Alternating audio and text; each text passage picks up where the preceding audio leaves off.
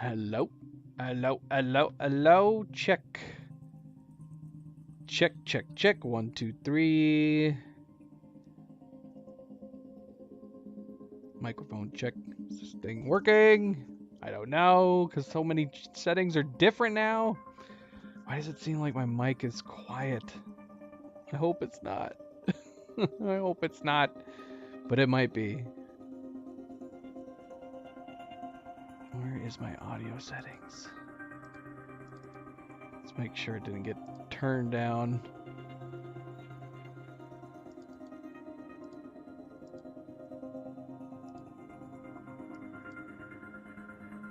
Hopefully you're right.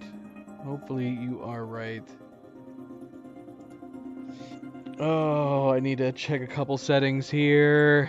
Let's see. Hi, everybody. Hello, and welcome back. Let's see. Welcome back. Happy Wednesday. Happy midweek. I am, of course, Fanable. Welcome to my stream. Welcome to my channel. Whoa. Feedback. Let's not do feedback. I'm just having all sorts of luck. All sorts of good luck. Yeah, we're starting late. We've been having so many issues today.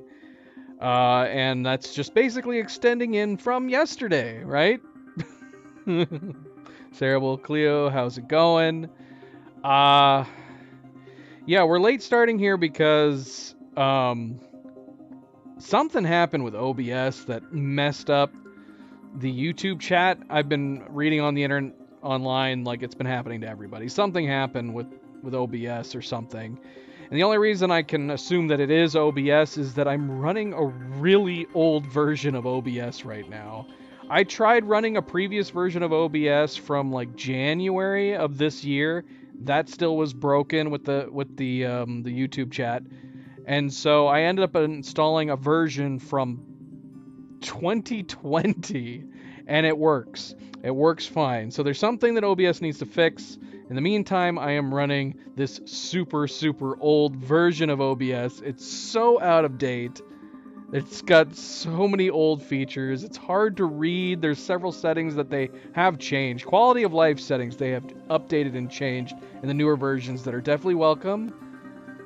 Sadly, until they fix that, I'm going to have to run on this old version of OBS. And of course, we are continuing today to jump into more Quantum Break to attempt to play Act 4 again. This is actually take 2. For those of you who were trying to watch yesterday, you'll know that we started Act 4 yesterday, but a storm came rolling on in my area and our connection kind of bumped out. I'm blaming it on the storm, although we were having connection issues today too. So not only was OBS messed up and I had to completely reinstall it, and in installing the old version it completely wiped out all my settings, the stream key, all my hotkeys. So it took me a long while to get all that set back up and everything. But then yeah, we've been having connection issues as well. Hopefully, crossing my fingers, it stays okay. It stays clear. I'm just having a lot of bad luck. A lot of bad luck. And I really want to play the game. I want to continue the story. And that is what we are here to do, to try to continue the story. Like I said, when we tried to play before, we just started Act 4. Just started it. So we didn't get very far, thankfully. So we're just going to start it over from the beginning. We're going to start it over from the beginning. Not a huge deal. Not much that we have to redo or anything like that. So that is what we are going to do. Not much else to say. As far as gameplay goes, yesterday I've gotten used to the gameplay. I think we've got a number of upgrades that we've done. I'm starting to feel comfortable with the key setup and the buttons. I think I've memorized them at this point. Hopefully.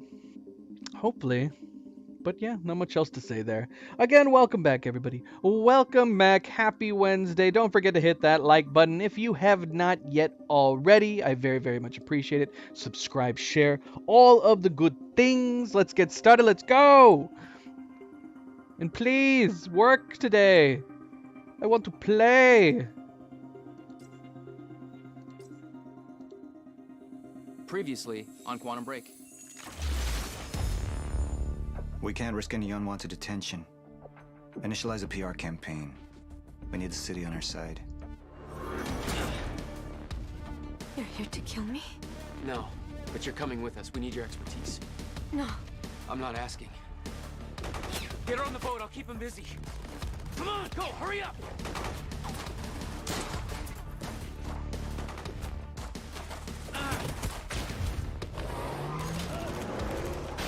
So yeah, we did She was the only one who could administer the treatments that kept my sickness at bay. pick Sophia for him to trust. As Sophia's opposed to data's Hatch always there. been good. I'll trust her judgment. We need to analyze these figures and make final preparations to activate the lifeboat protocol at once. Fine. I'll take the laptop to the science department. No, I think I'll do that myself. Yeah, it was delayed. So there's just something wrong with that recap. We watched that recap before, and like his audio sync was super delayed there. You took the one thing Mr. Serene needed to survive. Dr. Amaral. That made you priority one. Yeah, they made that clear. Monarch lined every escape route with barricades, roadblocks. I had to get to the mainland, but I couldn't do it by car. Needed a new plan. All right, let's go. So yeah, we started this part. Beth, We got think to the I'm gonna need a ride. bridge. Streets are too hot. Alright, where do you want me? I'll let you know as soon as I find some higher ground and get a good look at the situation on the bridge. I think it might be a no-go. So yeah, we only played for maybe like 20 minutes of the first part of Act 4. Got to the bridge, and then yeah, we Gotta started get to having higher issues. ground. So I've got a good grasp on. Oh, that's interesting. Whoa, whoa, whoa, whoa, whoa. So there should be a Cronin point right here. So even though we've restarted the chapter, we still have our Cronins? If that's true, then I mean, could you not do a sort of pseudo New I'm Game looking at the Plus? bridge right now. It's a lot of Monarch. Yeah, the Cronin I point's don't not know, here either. Maybe you could sneak across? Well, maybe. Or I could pick you up. Let me know. Pretty exposed out here, so try to make it fast. I'll be a lot better when you get me on that boat. Monarch's right on my ass. I'm not exactly making friends out here. How's Dr. Amaral? Still kicking and screaming. How long do you need to get here? That depends. Let me check.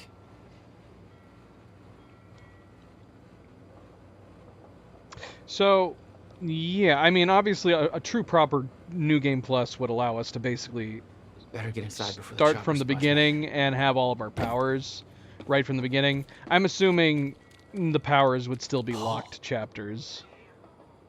What the actual fuck? Okay, he did actually say something. We looked at this last time, but I guess I was in the middle of talking to Beth, so we actually didn't say that line when we looked at it. But Still yeah, there? the Cronin points are gone. Yeah, just looking for a viewpoint. So that's got to be for achievements and collections, right?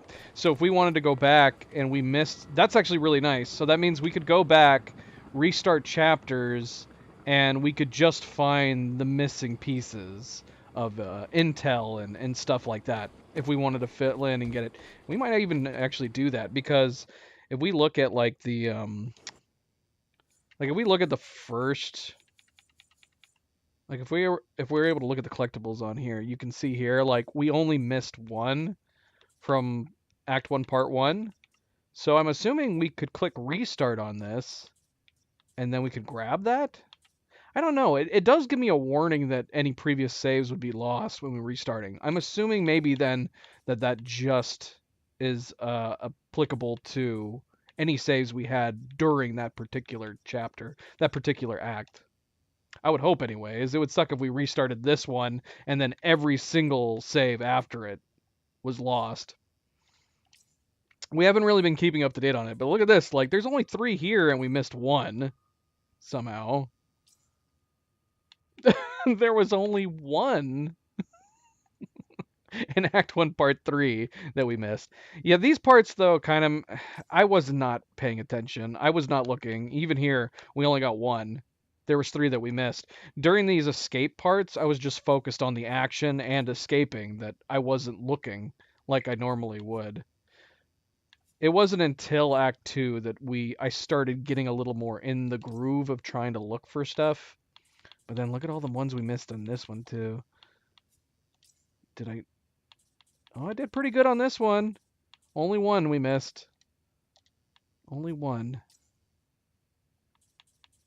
What the heck? We missed 3! And they were all at the end of Act 2, Part 3. So there must have been 3 things that we missed. Maybe in that big room with the time machine. It must have been, right? Because it was at the very end.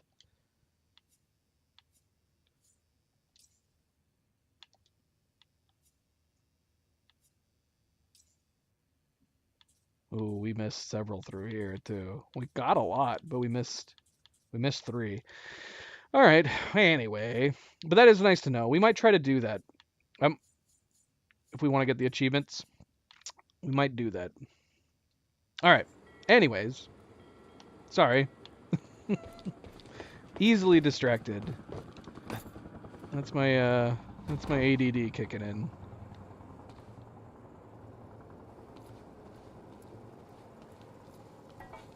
So yeah. Alright, let's grab this. Even though it probably is counted in our collectibles. Let's watch this weird Night Springs video.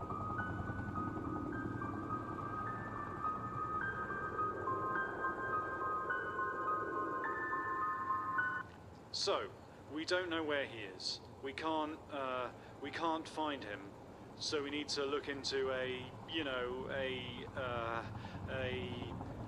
replacement.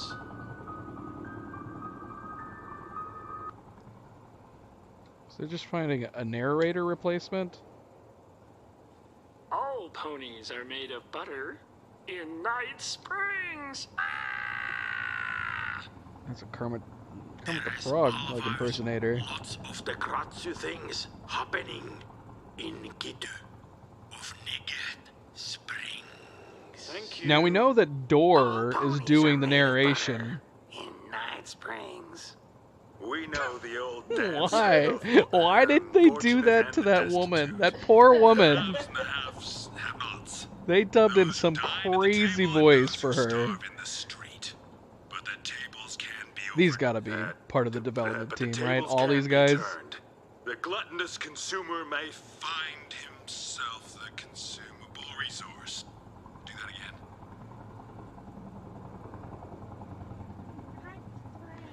Ah! And yet, that Night is the fate Springs! that awaits you in Night Fringe. It's Night Springs. Night Cringe. Springs. Bright Blings. Night Spring. Fright. Whinge. Jesus. We know the old dance. The fortunate and the destitute. The haves and the have-nots. Those who dine at the table and those who starve in the street, but the tables can be turned. The gluttonous consumer may find himself the consumable resource in Night Springs.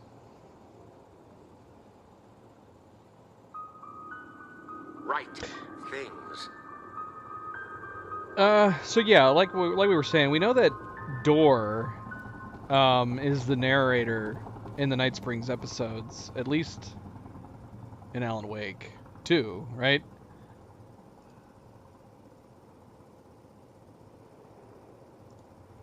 I'm not crazy, am I? Monster? Hello, welcome back. Happy Wednesday.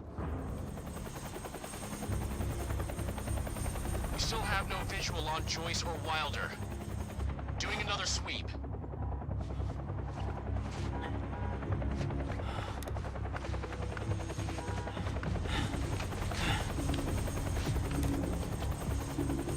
I can't stay here long, Jack. You're gonna need to be quick. Yeah, about that. Bad news? Reoccurring theme of the night. I'm looking at the bridge right now. If I go anywhere near that thing, there's gonna be innocent people caught in the crossfire. All right. Any bright Thanks for your ideas? patience, folks. Have you on your way again soon. Let me see. There's a pier under the bridge. You should be able to meet me there with the boat. Giant gas sign out front. Can't miss it. It's nice and bright for Monarch to see. There's not a lot of options. Switching to Monarch frequencies. Be in touch soon. And I'll be there in a few minutes. Don't stand me up. Hump day is Okay, how are we getting down there? is a the slang fire term pole? for Wednesday. It's middle of the week, so like you're over the top and going down. It's a hump, kind of like a camel's hump. I don't know. Teardown. Is Teardown the game where like you can break everything in the environment? I think I own it. For those of you just tuning in, the manhunt continues as authorities search I think it's for in my Jack Steam Joyce, library. the suspect in last night's university terror attack. Joyce may also have been involved in a firefight at the Monarch Mansion on Gull Island approximately 30 minutes ago. On the line, we have Ken Bukowski, a bridge operator for the Port Donnelly Bridge. Ken, what can you tell us about the situation out there? Hey, I just want to give a shout out to my little guy. Hey, Ben, hope you're listening. Isn't it past his bedtime? He'll be up reading those Hunger Games books if I know him.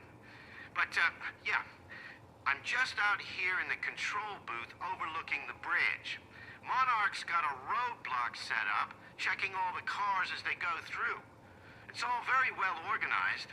I got a nice young fellow from Monarch up here, Darren, doing some kind of lookout from above. He's not a coffee drinker, so there must be something wrong with him. No, but we're in good hands. Even though it's not cops at the roadblock. Yes, Ken, Monarch is working to assist the police in the hunt for Jack Joyce. I know some people have asked, does Monarch have the authority to do this? Well, my question is, if not Monarch, then who? I think we need to recognize that we are currently in a state of crisis. Why isn't Joyce behind bars? If the police are overwhelmed, then I say we take all the help we can get. Monarch is the only thing keeping this city safe. Am I right, Ken? I guess that makes sense. You bet it does. I suggest we stop asking why they're helping us and start helping them. But that's just me. We're opening the lines for your thoughts, Riverport, right after this. Nice, Monster. Congrats. I have no idea how close, if at all, to the achievements in that. Excuse me, sir. We're helping the police looking for a terrorist. Have you seen anything out of the ordinary? Is that the guy who blew up the library? James Joyce? Jack Joyce, yeah. You see anything out of the ordinary? Well, I mean, there's a sports car parked in the streets back there. It's kind of wrecked. It's a little unusual. Please, show me where. Right now. Damn it. Better hurry. All units, be advised that Martin Hatch has been compromised.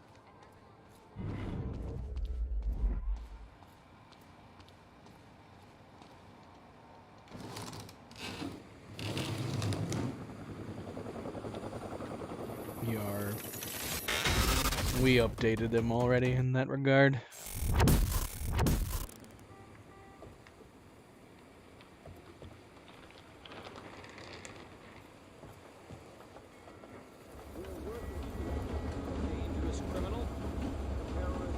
Let's change it to Happy Mountain Day. We managed to get to the top of the mountain. Now we gotta trek back down. I wanted to go there. I do not think it's an option. There's no way to get over there.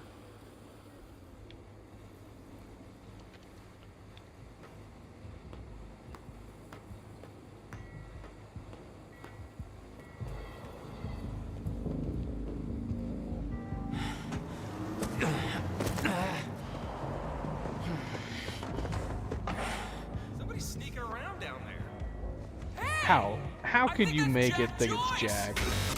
What has he got, like, crazy perfect vision? Hey, it's Jack! The guy everybody's looking for up here! It's a good thing those guys didn't hear.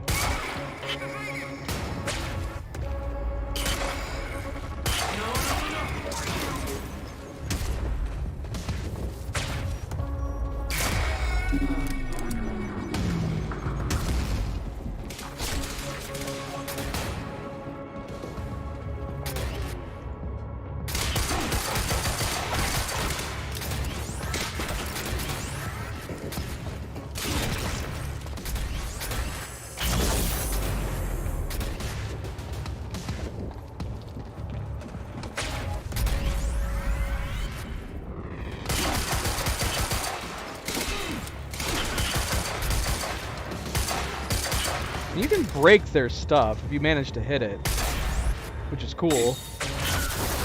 Problem is, I can't seem to hit it.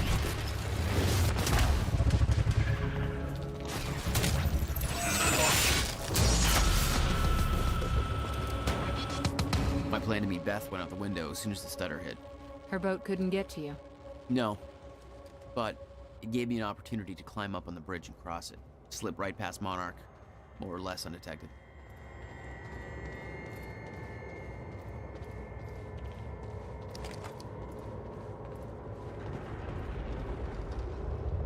I should get up on that bridge and make my way across it before this stutter ends.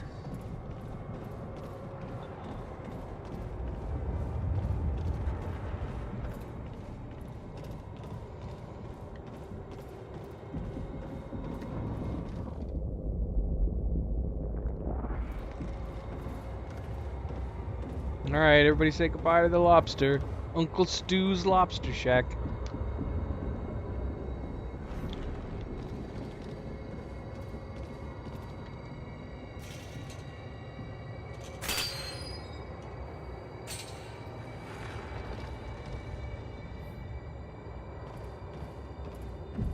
Did any of those channels do Out of Bounds?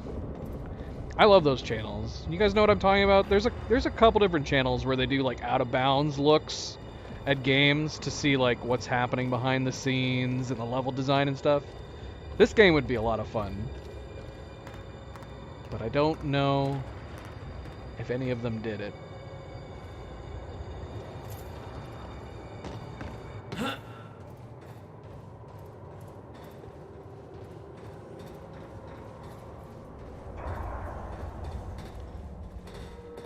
Although I swear, the cutscenes in this seem like they're pre-recorded. They seem to smoothly transition into the cutscenes, but they do seem like they're pre-recorded because they're at a different frame rate. That they're probably, if that's true, then you wouldn't be able to like watch the cutscenes from Out of Bounds. They weren't cops. They had no authority to do this. But the Monarch PR machine had done its job. Here they were. The heroes protecting everybody. And you were the terrorist. Yeah.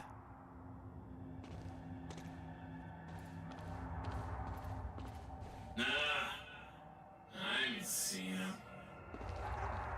Doesn't seem that tough, though. Man, they're really out to get me.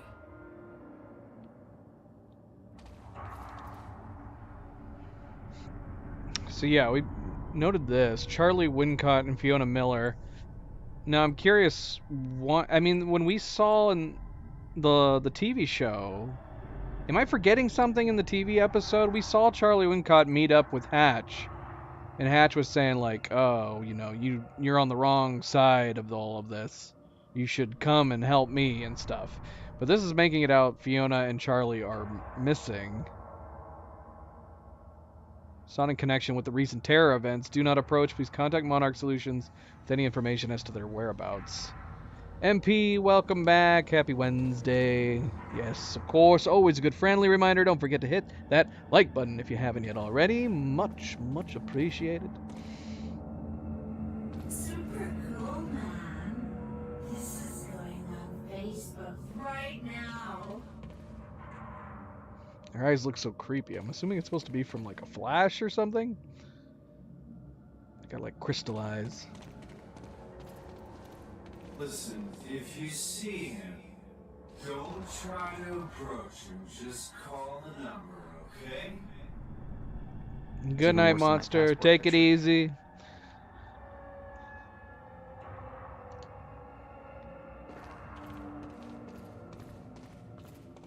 Just watch yourself there, sir.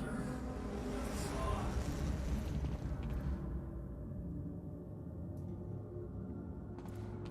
Just be patient, folks.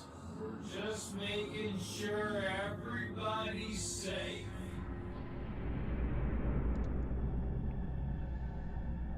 Okay, so here's the Martin Hatch update to all Monarch. But I have to wonder if you would think Hatch would have some people that he could tell, kind of like how he was trying to get Charlie to come over to his side.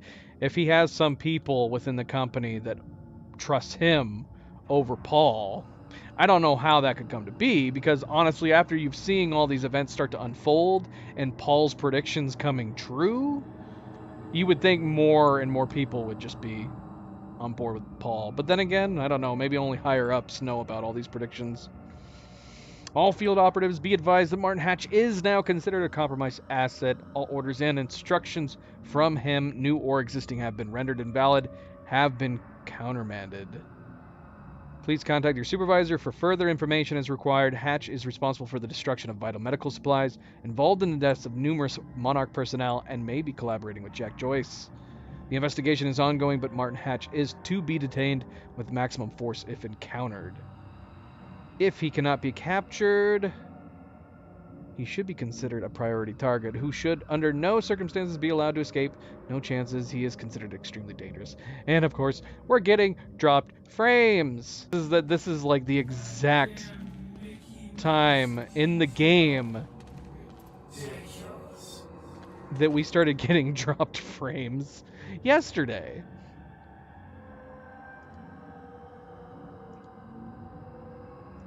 We can't blame it on a storm today.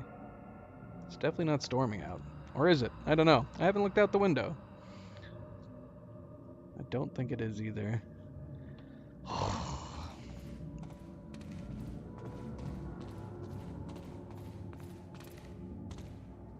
Let's take a look. Werefox, how are you doing? Let's see. Like, we could try doing a lower bit rate. I'd rather not. Especially for, like, the action parts of this game. You're zipping around. You got all this stuff, like, glitching out and stuff. I'd rather not run at a lower bit rate if we can help it. But if we have to, we might have to.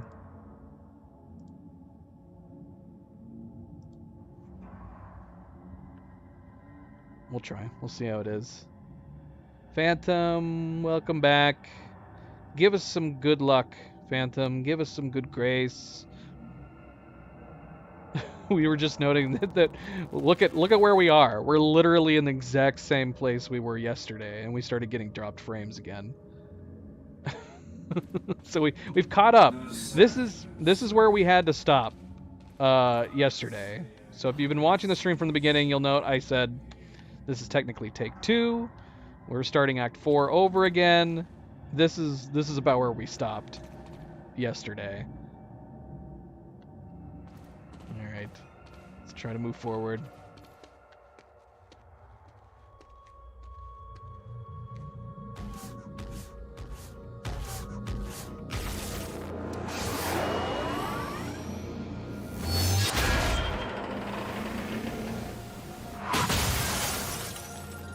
Now, did he purposefully do that?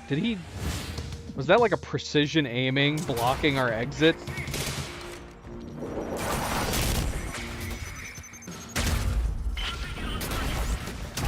Gotta move.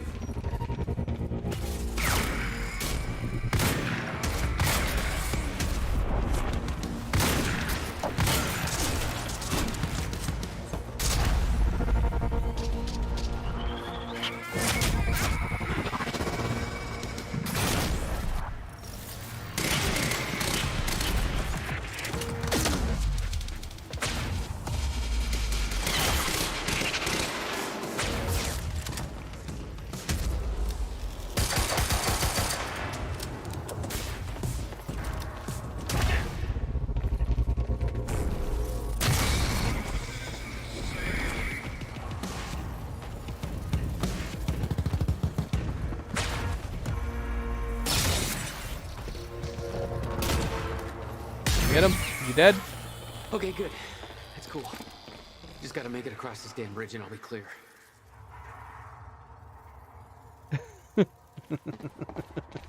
No, you're bringing good luck. We need good jinxing, right? Is that a thing? Good jinxing? Right?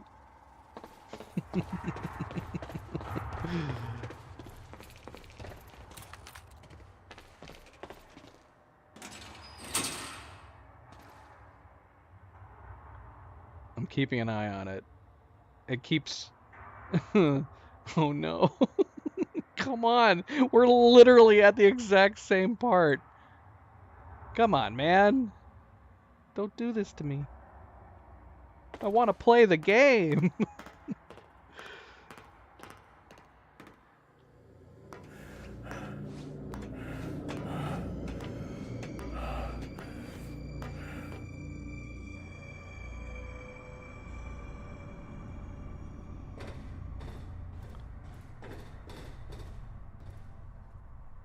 Poor seagulls. What am I saying?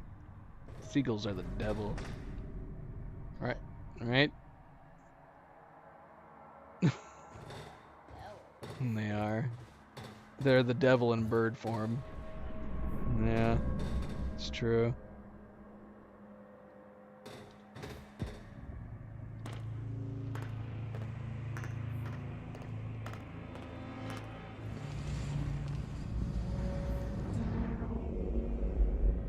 Wait, hold on.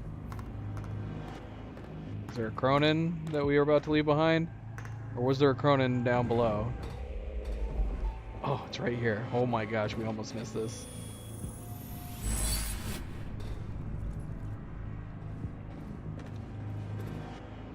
Okay.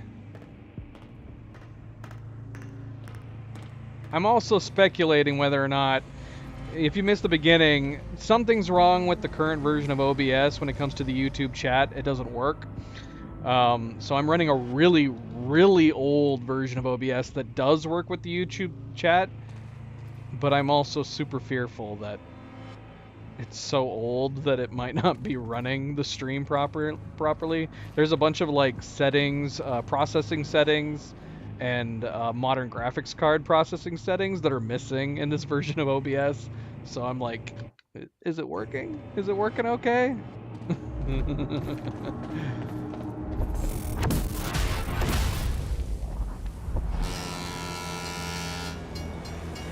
Dude, I would start running right now before this, you know? I would be booking it. Especially since you have time powers. I'd be using my super speed. See if...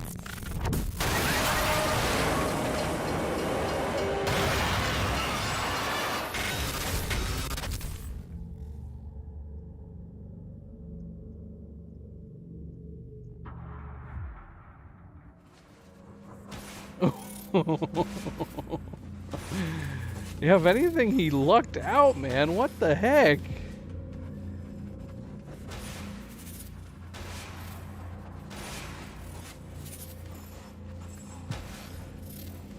Oh no. This is so bad. Like, that's crazy lucky. Yeah, it's bad, Jack, but if the stutter hadn't kicked in... While I was in the frozen crash. I had to reach solid ground, and the deck of the cargo ship was my best bet. Just had to find a way down. Right.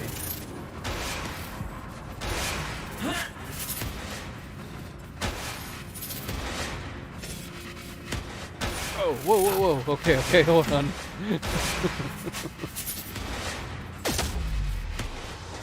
Oh, shit. No. Woo. I did not use my super speed when I probably should have.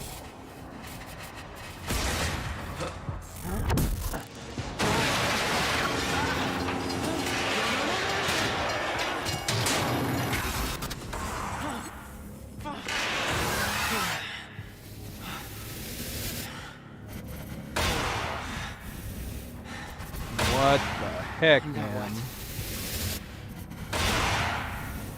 This is insane. This is insane.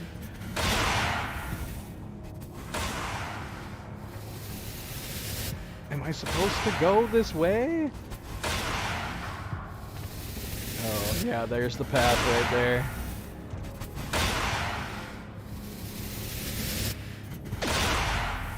Oh, man, I missed. Maybe this? Oh, yep. There we go. Frozen Crash was a mess. Somehow, I had to find my way across. This is insane. I mean, it's super cool, though.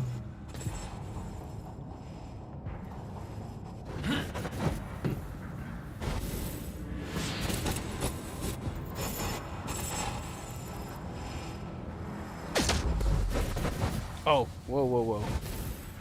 Why did that not pause? I'm assuming we gotta jump on the car. Come on. It's not working, though. Ooh, I don't like that. Don't like that.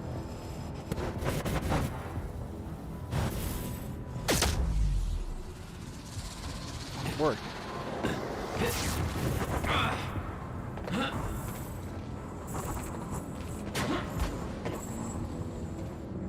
Through here.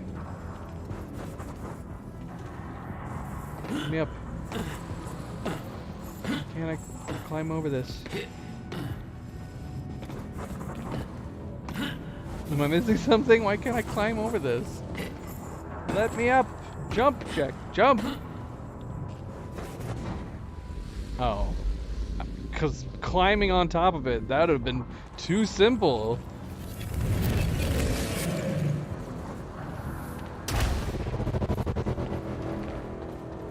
Kept heading downwards, towards the cargo ship.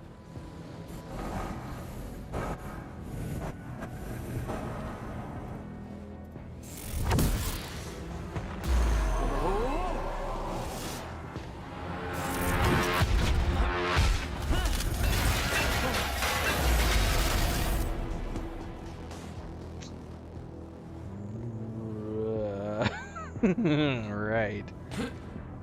The route down wasn't exactly user-friendly. The fracture was getting much worse. Timelines getting scrambled. Caught in violent loops, off sync. Crashing into each other. This was what the end of time would look like. Everything was broken. In chaos. Frozen. And no one would know. Okay. Nice boat. Hold still. Come on, hold still. Come on, come on. You got this, Jack. You got this.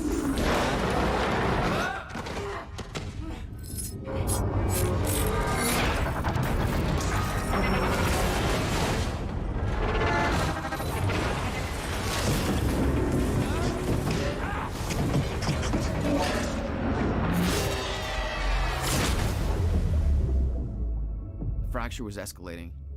Objects were moving out of time, out of order, entire timelines overlapping. And it was gonna get worse, unless we could stop it. You don't understand the power you're wielding. You need to hand this technology over to Monarch.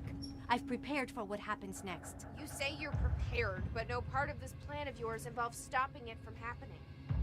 Even if I fix William's machine, what could you possibly hope to achieve? The end of time is coming. There's no way to— Hey! This isn't a debate. I just watched a ship fast forward through a fucking bridge. Time is running out, and the fracture's getting worse by the minute. And it cannot be stopped. Paul has been to the end of time. He's witnessed it firsthand. Can't you see? We prepared for what's next out of necessity. Your research is based on work by William Joyce. You respected him.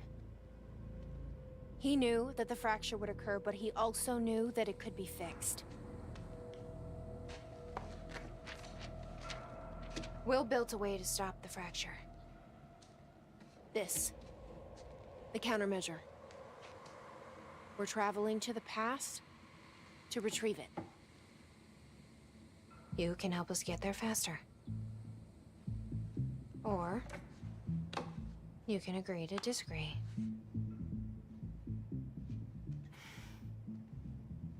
I'll have to run diagnostics on the machine. I can't promise anything before that. Amy, take Amaral to the machine. Keep an eye on her. Sure thing. Okay, Doctor, let's go. And I can see right through you. Don't try anything stupid. You will regret it. If we hadn't picked the PR route, she wouldn't be here right now, right? Amy? Jack. I would assume she would have died. Downstairs, we have to talk about something.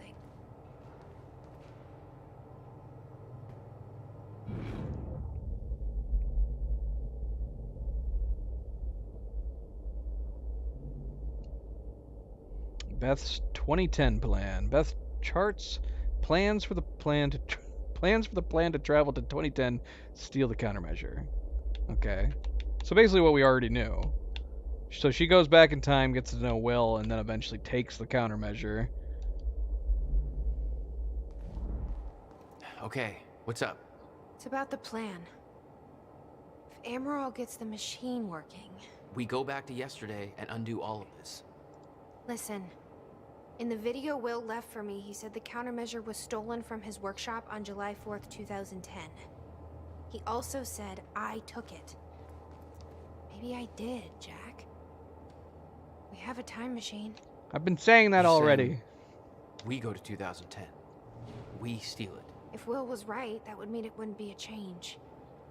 We take the countermeasure, bring it to the present, fix the fracture, save the world. Okay. Explain to me why that's a better plan than just going back to yesterday and preventing all this from happening in the first place. Because I'm afraid that based on what I know about time travel, we can't change anything. The past has already happened. We can't change it. But my way, we don't have to. Yeah, I don't know. I mean, my plan still feels simpler. Let's just get the machine working. Yeah, I mean, you could go back. You wouldn't be able to stop what happened. But I mean, as long as you were doing things in the past that your past self didn't know about, you could aid in things. You just couldn't change things outright. Hello, Riverport. Well, it's been a rough night for us. The collision at the Port Donnelly Bridge that has claimed multiple lives is still being investigated. At least a dozen people are confirmed dead, and investigators say they expect to find more bodies, some of which are predicted to be found in the cars at the bottom of the river. The cause of the accident remains unclear. Adding to the confusion are conflicting reports from shipboard personnel and those on dry land. The captain of the cargo ship insists that the bridge was up and the route was clear. However, some people shoreside claim the cargo ship was approaching the bridge at high speed, despite the bridge having not yet been raised. Others express surprise at the ship's presence, claiming that they do not see its approach at all. The investigation is still ongoing. We'll keep you posted. Now, obviously, this disaster will affect us in more ways than one. With the Port Donnelly Bridge out of commission, heavy congestion is expected on the other routes across the river, and we now have reports coming in of multiple car crashes all over Riverport. So you will want to reserve enough time for your trip today if you're traveling by car. Stay safe out there. Hopefully we can all get back to normal soon.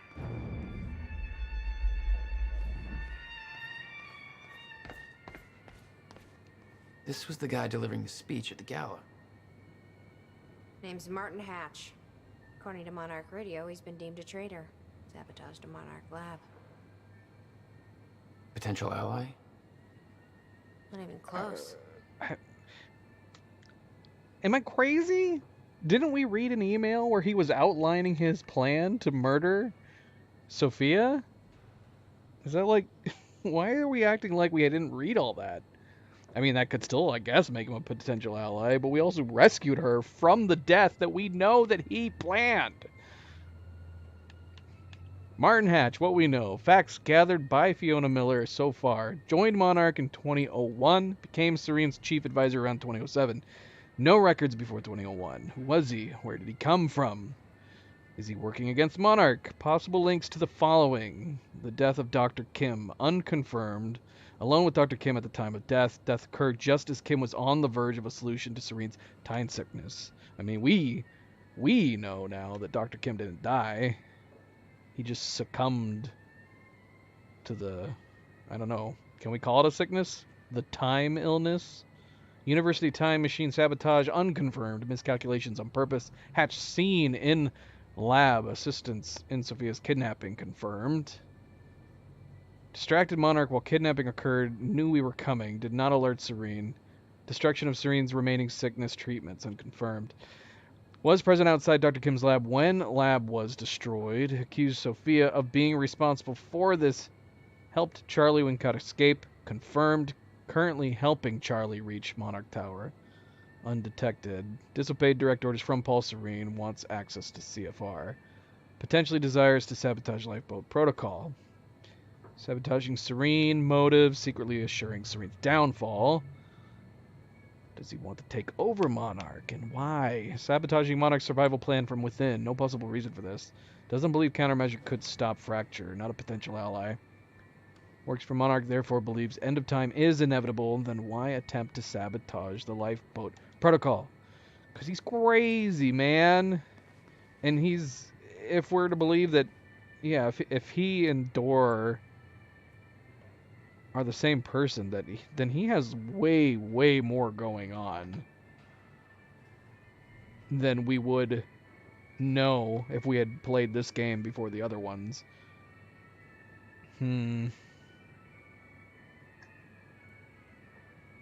Yeah, again, we still haven't seen anything highly unusual from Hatch outside of him vanishing at the very beginning of the game.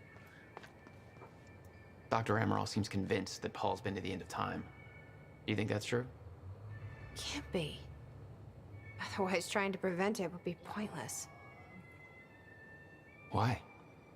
Because it's already happened.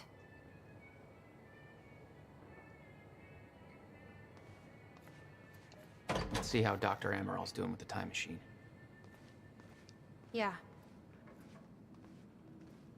I don't think we can trust her. The way she looked at the countermeasure like she's seen it before, she knows what it does. You think Will told her about it? No. Will was never the kind to open up. I can relate. Will takes it to the next level. When we were kids, the only way that Will could express anything important to me was by informing my stuffed giraffe when I was in the room. It's precious. And weird. Have you guys noticed that the AI kind of zigzags sometimes when they're walking? She's not the only one I've seen do that.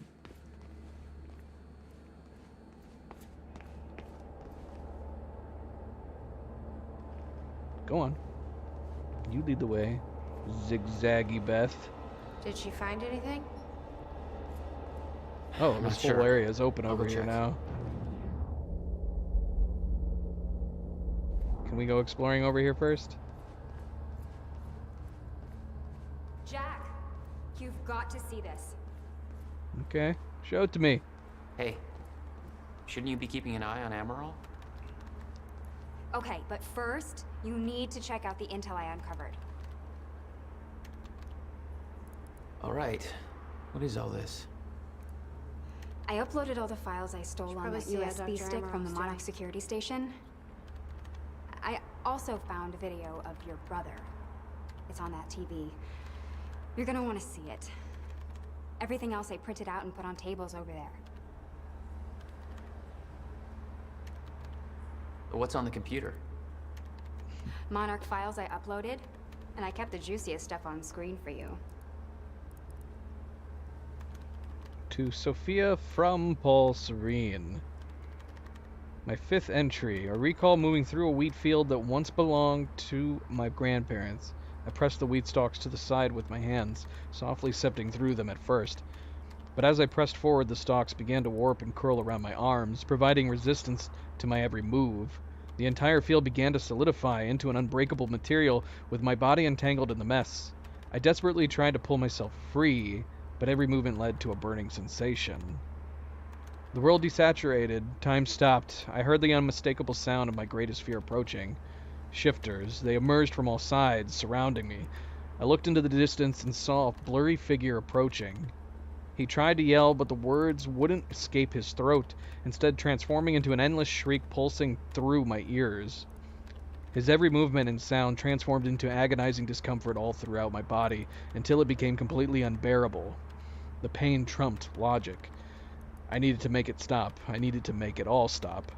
I grew violent, blindly lashing out at the figure, tearing him apart. I needed to destroy the source of the motion and sound that caused me such discomfort. The pain stopped as I took the figure's life, and as he died, his identity became clear. It was me.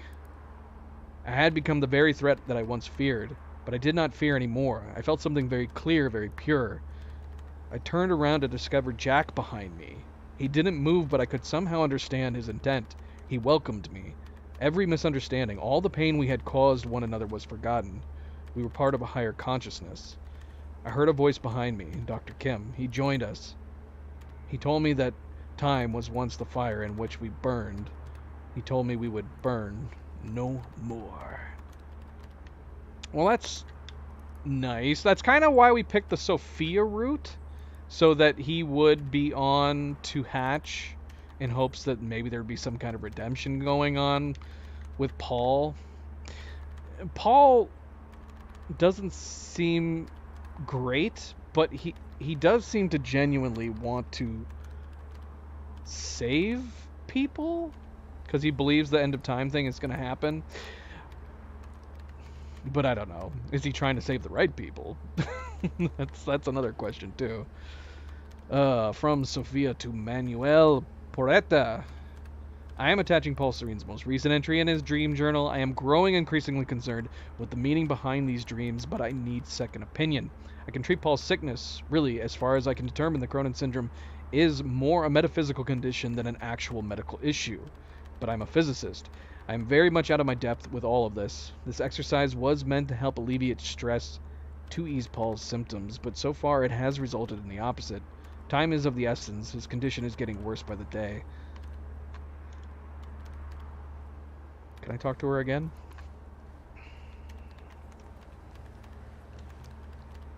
No. No. How do I talk to her and not activate the laptop?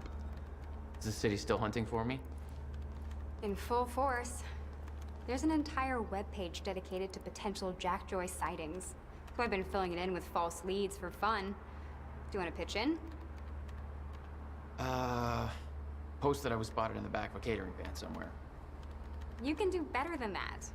But okay, I'll let them know.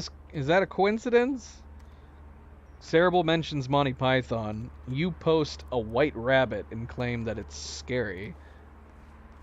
Coincidence? I think not. Look at all this stuff we have to read over here. Serene's Should we read all this original manifesto for Monarch. before we watch the video? They had us practically memorize this. He actually believes he's doing the right thing. It's because he doesn't think the fracture can be stopped. And he's wrong. I mean, is he? Well, I mean, I guess we're banking on Will's countermeasure to actually be able to undo things, to actually break the rules of time travel. So I guess, I don't know, if they're establishing that, they do have firm rules in place for the time travel. Paul is a firm believer of these rules. And Beth, just a moment ago, basically can confirm these rules. That's why she's following through on the plan to go back to 2010. But they're hoping the countermeasure, I think, is going to break these rules effectively. Three-phase plan, table of contents. Phase 1, build an empire.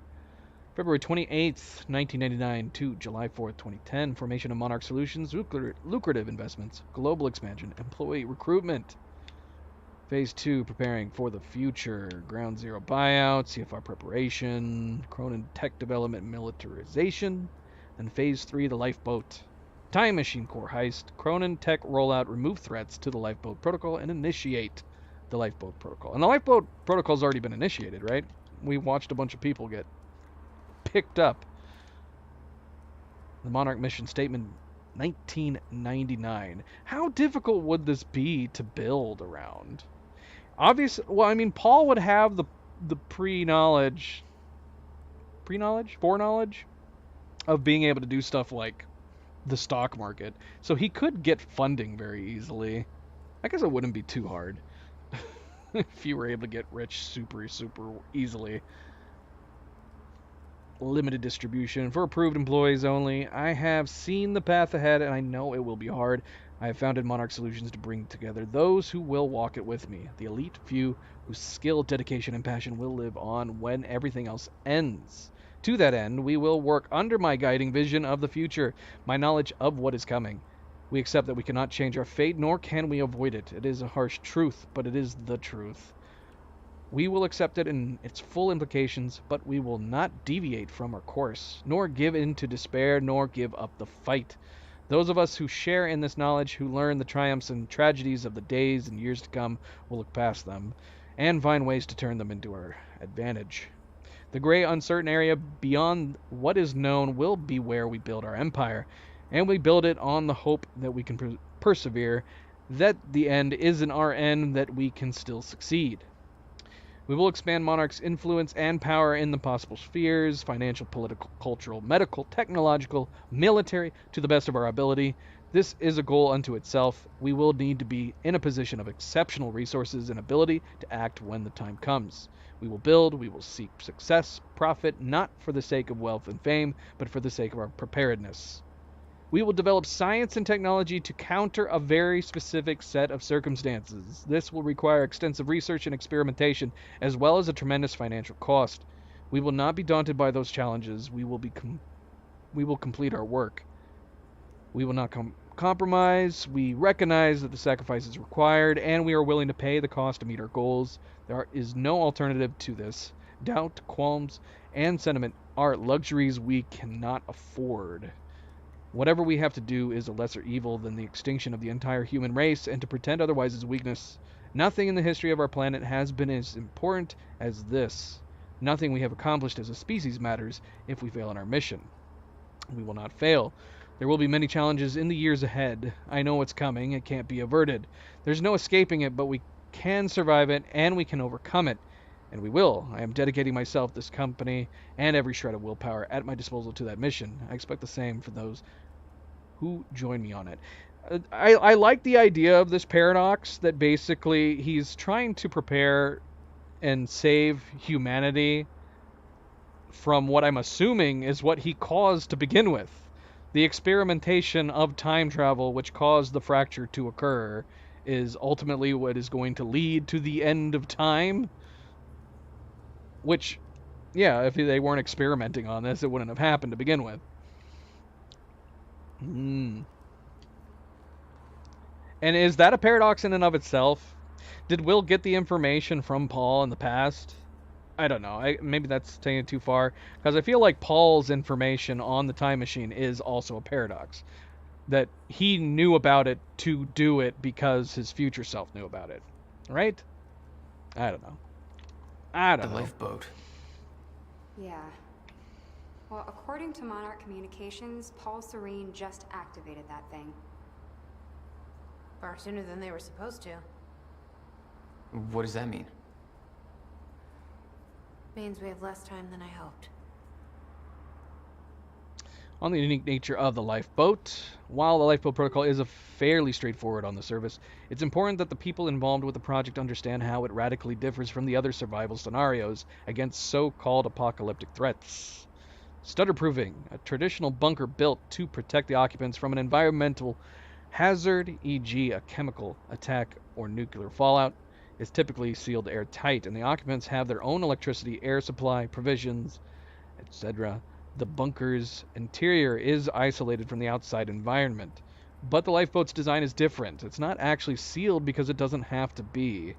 It does have strong walls and protected access points, but the outside environment is not the problem. It's the lack of Meyer-Joyce field that enables time to exist that makes the outside hazardous.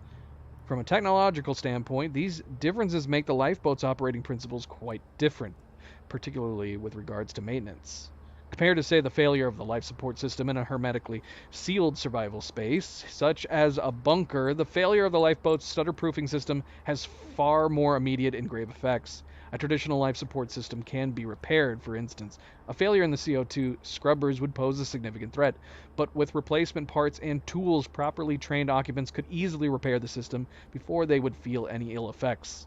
In fact, almost any mechanical failure short of a full-scale environmental breach can be fixed as long as the suitable repair materials and trained personnel are at hand.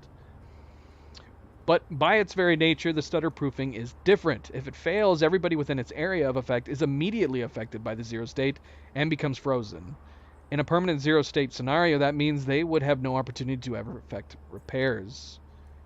There's literally no time to react. The only exception would be personnel wearing an activated chronon harness, such as the striker suit, but given that repairing the stutter-proofing system is a highly technical, complicated process requiring an exceptional proficiency in the operation and engineering of chronon technology, this would be a scenario with a low probability of success. It is therefore of utmost importance that the lifeboat stutter-proofing operates reliably and without faults with multiple fail-safe systems, because if it ever fails, it's unlikely that it can be repaired or restarted. Accordingly, once the lifeboat protocol has been activated, there's no real way to deactivate it other than removing the chronon field regulator. Okay, that's going to come into play, isn't it? This would be highly inadvisable, as doing so could not only disrupt the stutter-proofing, but more importantly, without the CFR, the lifeboat's rate of chronon particle consumption is increased by a vast margin, effectively reducing its potential operating time to a fraction of what it is intended. Unique advantages and risks. However, it is worth pointing out that even though the lifeboat operation has unique hazards, there are also unique advantages. One such advantage is provisions. A traditional survival scenario in the bunker typically involves a poor quality of meals due to obvious resourcing problems. Anything that spoils easily is out of the question. In a zero-state scenario, however, spoilage becomes a non-issue. Anything stored outside the stutter-proof area remains in perfect condition. This advantage doesn't only apply to comestibles, but also makes the storage of medicine, volatile chemicals, and other similar articles far less of a problem than it otherwise would be. In fact, given the fact that the city of Riverport is vast compared to the relatively small number of people residing in the lifeboat, in theory, Monarch operatives could venture outside the lifeboat in chronon harnesses, actually enjoy freshly cooked meals simply by entering a restaurant and finding the ready-made dishes that they have found have been repaired. I mean, that couldn't keep going. I mean, how long could you do that? Obviously, once they're eaten, or brought back and then eaten, they're still going to be gone.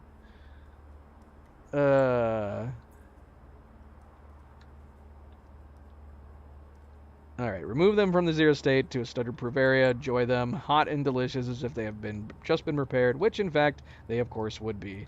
I mean, it's still an interesting idea though. They could have like a massive, huge supply that they could gather, and they wouldn't have to worry about it like, expiring in 5 years or 10 years or whatever, regardless of what it's sealed. In fact, they wouldn't even have to worry about sealing it at all. You could have this massive stockpile of food and resources that, as long as you kept it out in the stutter, it would be fine, right?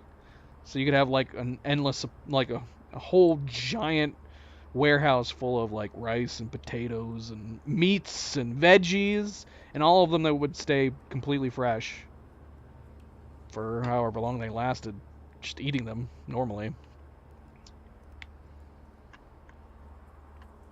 Okay, I see.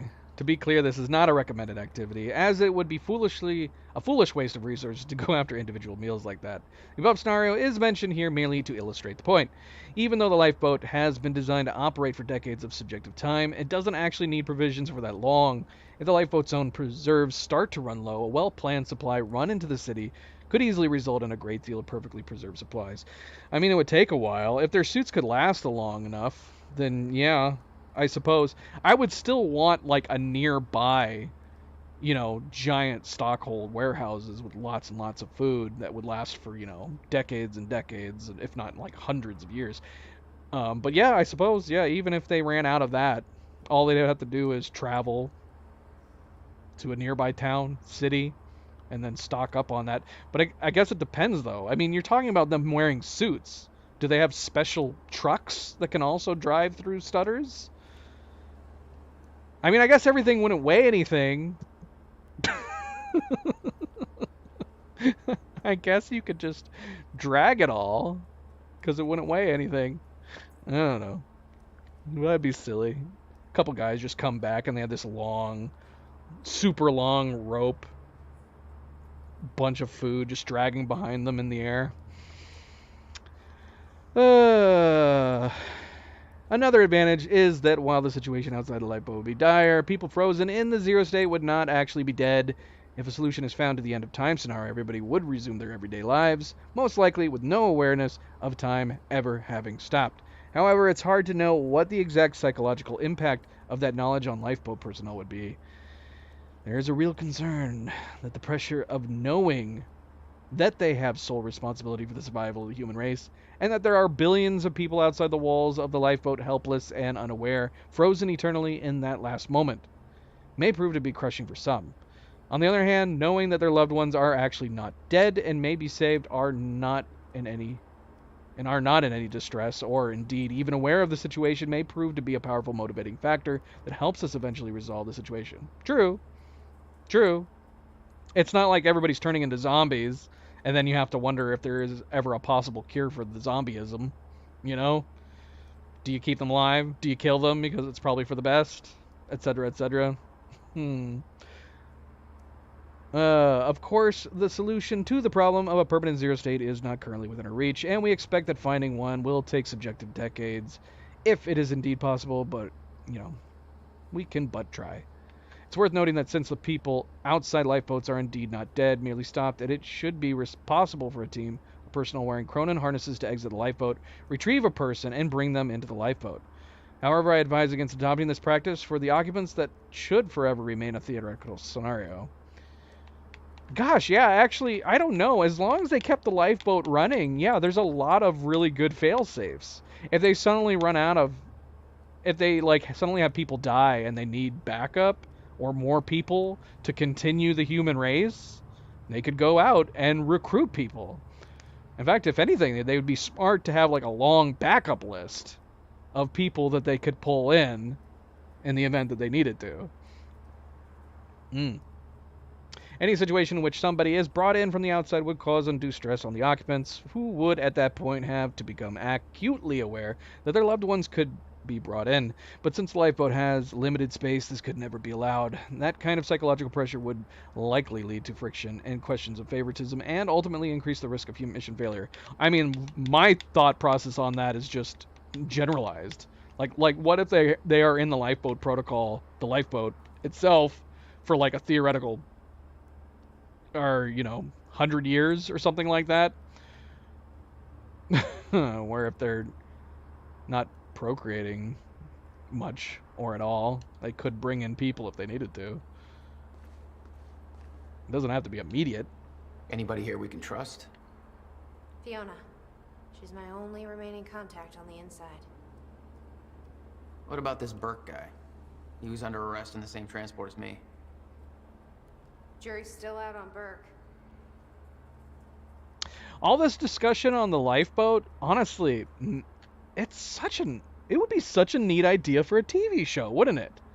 Where that has already happened, and the TV show would be focused on the people inside the lifeboat. And you could have threats like the shifters that they're talking about, and people who would go out for provisions every once in a while would have to deal with shifters and stuff like that. That would actually be a really interesting science fiction show. Monarch employee chart. Paul Serene, creator of Monarch, believes End of Time is inevitable, is building a survival program for select few.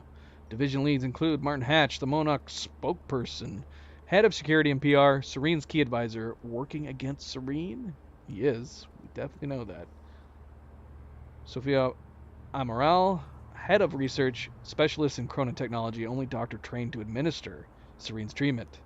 Intimate relations with Serene. Don't let her see that. She's here right now. Dr. Henry Krim, previous head of research, deceased. He's not, though.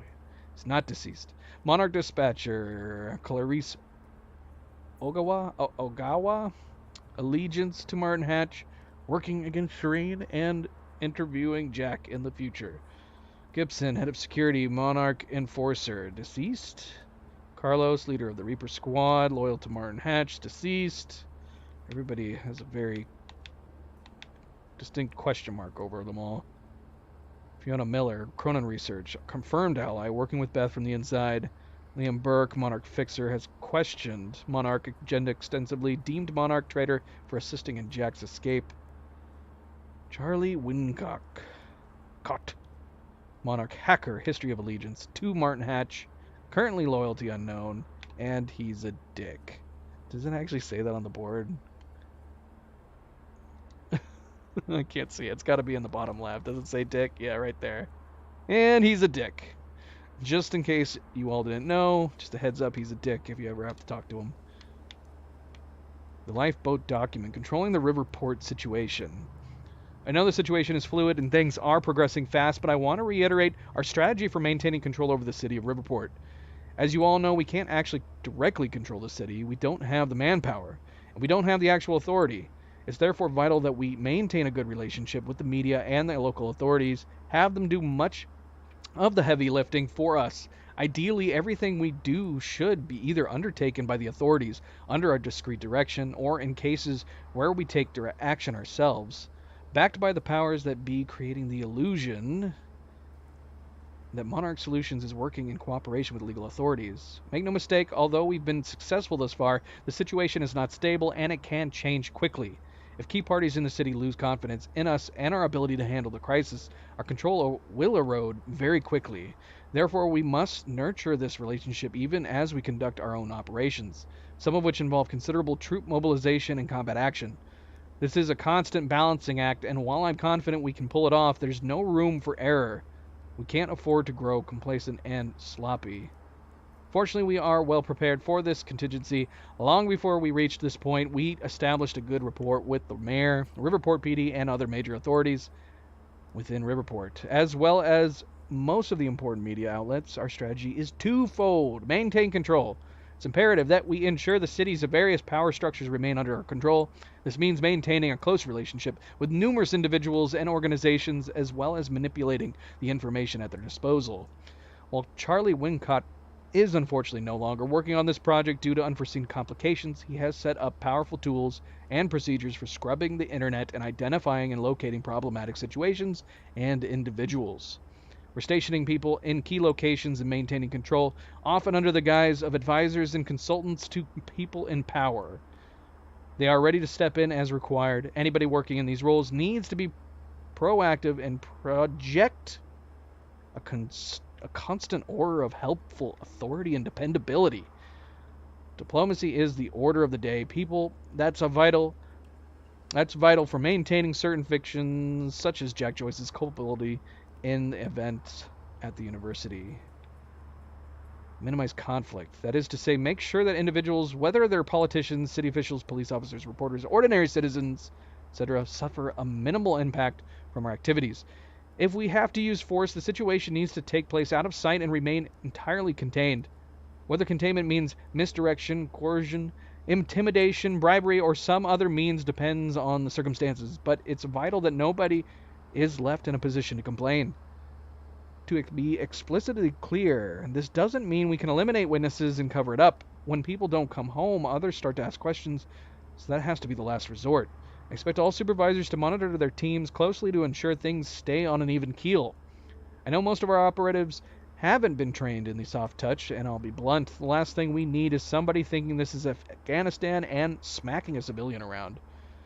We're one YouTube video away from this whole thing blowing up in our faces, so we have to maintain our operational profile throughout. Joke's on them. We are leaking this whole document via YouTube right now. For all these activities, we have a considerable budget. Monarch Solutions is very well off. We've been building resources for a long time, and this is considered a priority, so we can buy a lot of silence and cooperation from authorities and citizens alike. But that only works as long as those things are for sale, and the moment we're seen as a threat, that opportunity will disappear. If you see a problem, be proactive and call it in. Don't let anything run out of control or think it'll work itself out. We have to be sure the situation can unravel faster than we think, and we have to coordinate our activities properly. Any questions or concerns, please contact me sooner rather than later. My goodness me, Clarice. So many documents. Amy, what am I looking at here? I've been recording Monarch communications with the radio that Beth left me. I made a compilation of anything that seemed like it might be useful. Transcript of Monarch Communications. HQ, come in. This is First Aid 1. We've got a situation here at the hospital. Over. Go ahead. First Aid 1, over. It's an effing mess down here, HQ. Burke showed up for his wife like we thought. Gibson intercepted him. Burke wouldn't come quietly, so Gibson drew on him, and, well, Gibson's dead. Burke strangled him with a power cord in full sight of half the hospital, including a security guard who did absolutely nothing. So, that kind of shit show over. Do you have the situation contained? Where's Burke now? Over. We're working the scene and wipe the footage, but Gibson didn't have backup, so who knows how many people saw the fight. Or where they are now. Same goes for Burke. He's in the wind. So's his wife. Over. Copy that. First Aid 1 will run with that on our end. Just tidy things up over there. Over and out.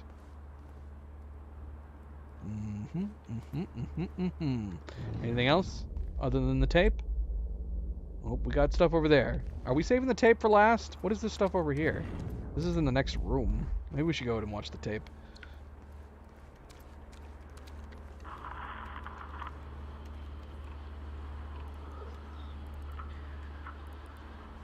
Okay. The date is... It's February 28th. Jesus, Will. 1999. William Joyce. 1999. After months First experiment. arduous work, my machine is finally ready for human testing.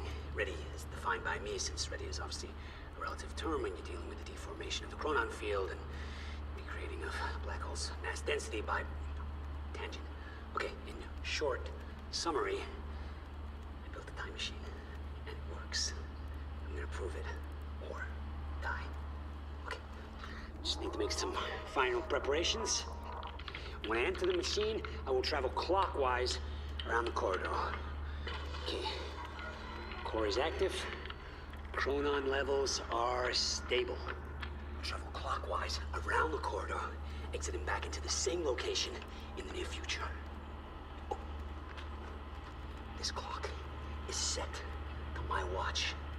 Now, when I exit the machine, there should be a significant difference in time between my watch and the clock in this room. Corridor is locked in place. Okay, setting the date to 5 minutes to the future for the first test. Now, admittedly, traveling to the past would be much more impressive, but I can travel backwards in time only as far as the first activation of the machine's core, which is now. Okay, yeah. Machine's ready. Monitor is stable. I like that. Which makes Paul's situation make more sense.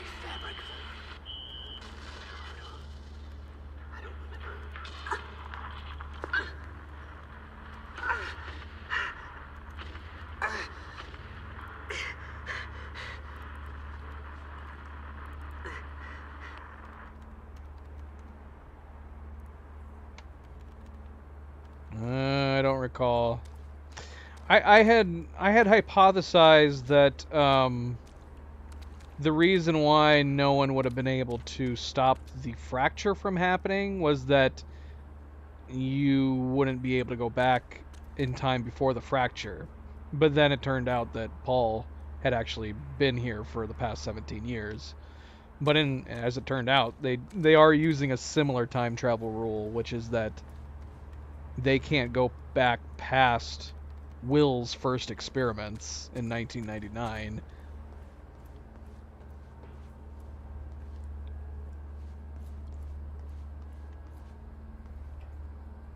See, when Paul first showed up, I assumed he was from 17 years in the future. Not technically 17 years older, but from the past. From the past future.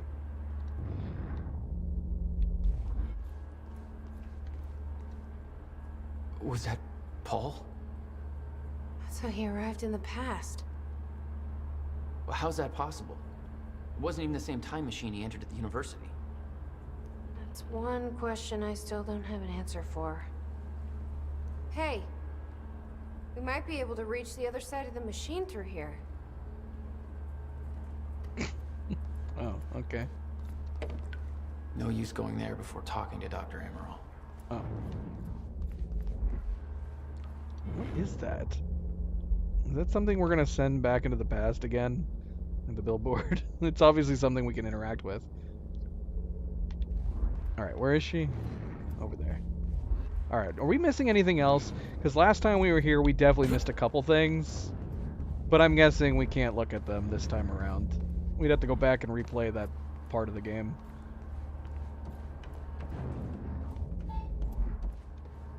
Oh.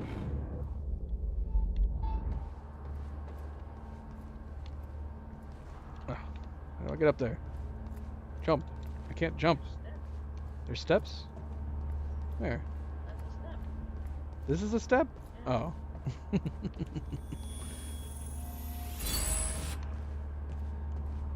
Step my butt.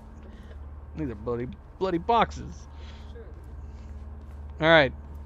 Sophia. We're finally back. Talk to us. How's it look? The problem is quite simple, really. The power relay is down. You'll need to find a way to reset it up. There, where the light is. I'll lower the ladder for you. What happened to the power relay?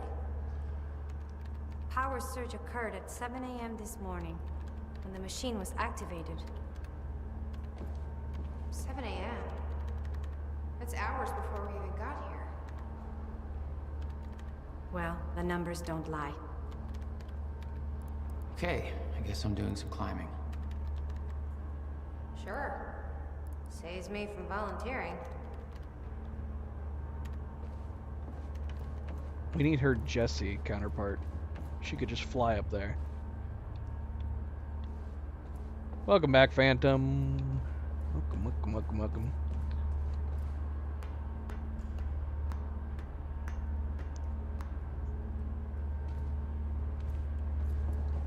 Okay. The console here's got 2 red lights, 1 green one. What? Why am I able to draw my Send gun? the power to the 2 stations with the red lights before activating the relay. Both stations are located above the machine. Just follow the cables to the red lights. Above the machine. It's a perfect place for a reset switch, Will. I don't like being able to draw a gun. That makes me think that we're gonna get into a fight in here.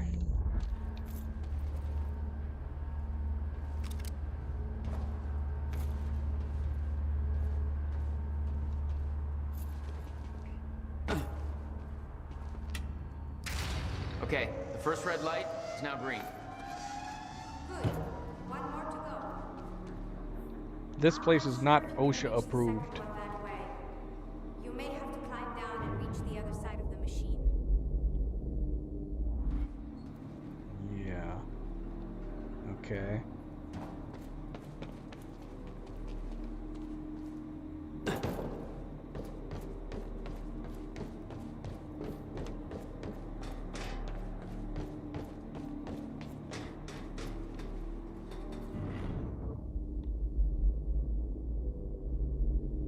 What? What?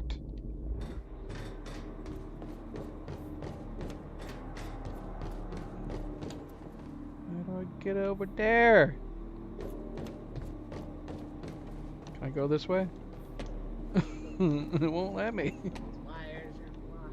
No. So I gotta go down and go over there to get up there? Why? I think. Because I think the only way, yeah, to get up here is right here, which means we have to go over there. Oh, look.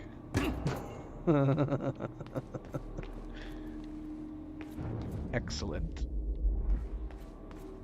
Can we go look at that stuff over there? In fact, that might be where we have to go.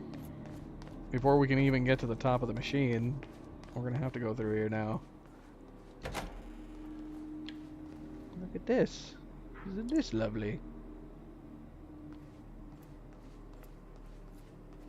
Alright, we can look at this stuff now. can't I do anything with it? It's there. Oh, there we go. You've got to be kidding me.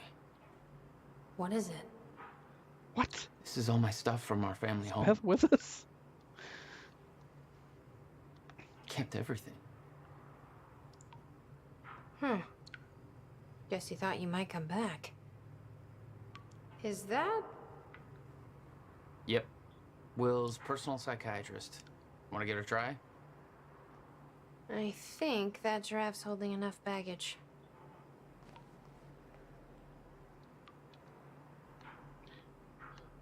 She's always sneaking up on us, man. I never know she's gonna be there. What do you got there? My artsy rebel phase. Complete with a very rebellious how-to guide. I always wanted to try this, actually. Never had the time.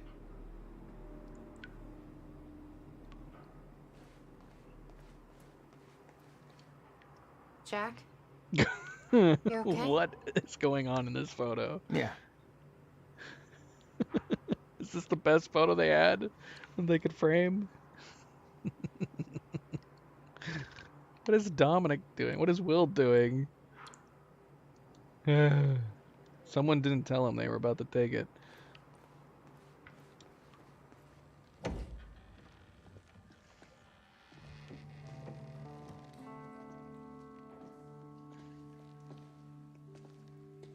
What's wrong?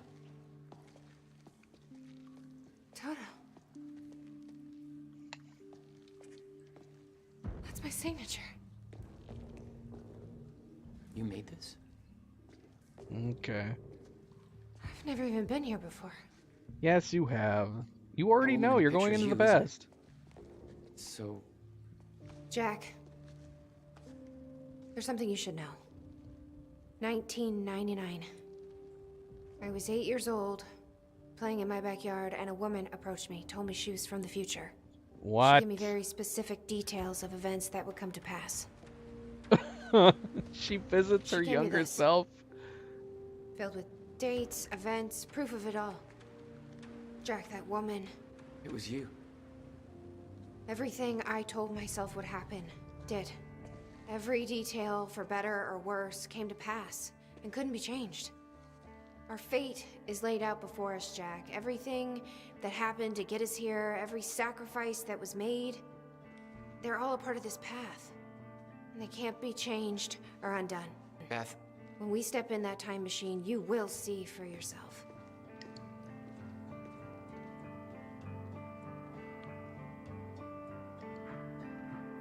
All right.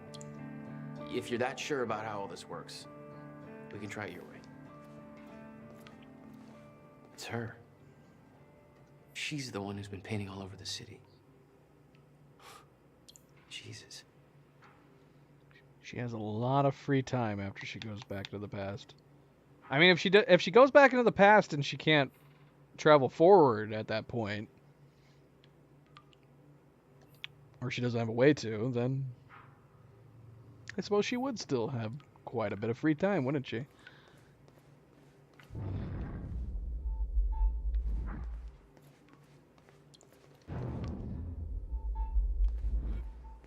What? Where is it?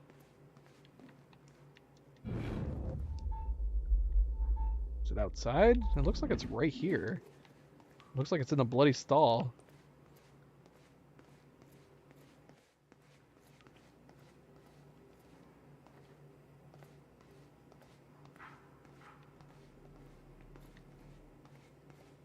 It is in a stall. Looks climbable.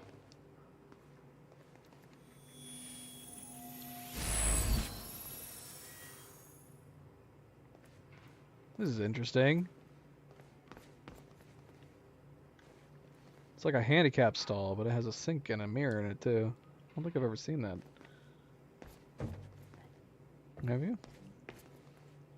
That's nice.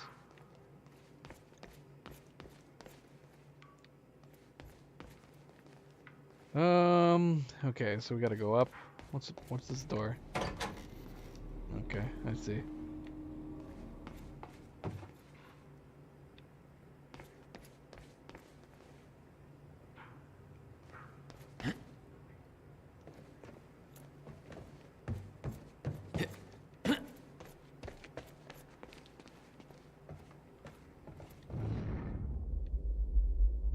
Oh shoot, we missed something.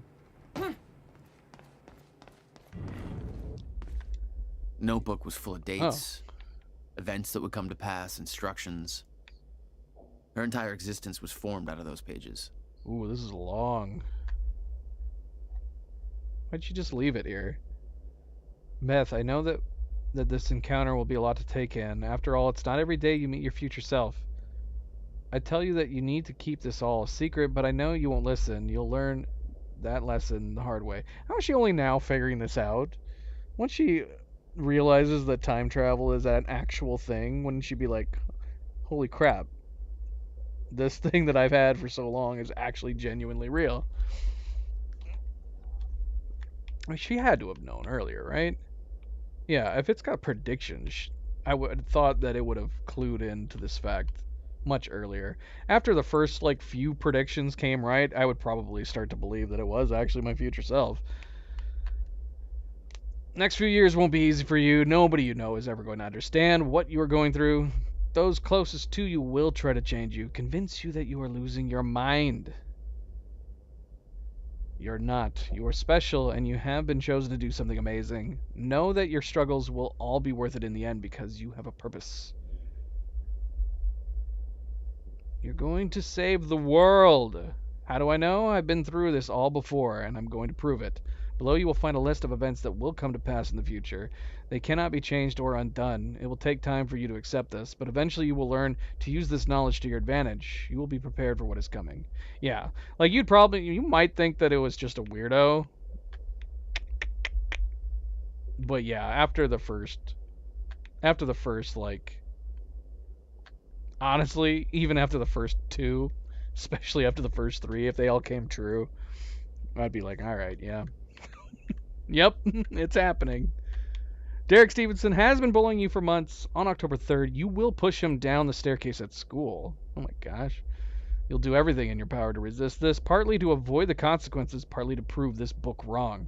But the terrible things he will say in that moment will be too much for you to handle. He'll pretend to cry, claim that you gave him a concussion, and you'll take the blame. Honestly, her having this book too also solidifies her believing that the past can't be changed as well. If everything's coming true in this, including ones where she would have maybe even the possibility of wanting to resist doing things, and they still came true, yeah. You'll be transferred to another school. You'll hope things will get better. They won't. It's going to be a difficult year. Whenever you feel helpless, just remember this book. You are special. You have a purpose that they don't. Hold on to that.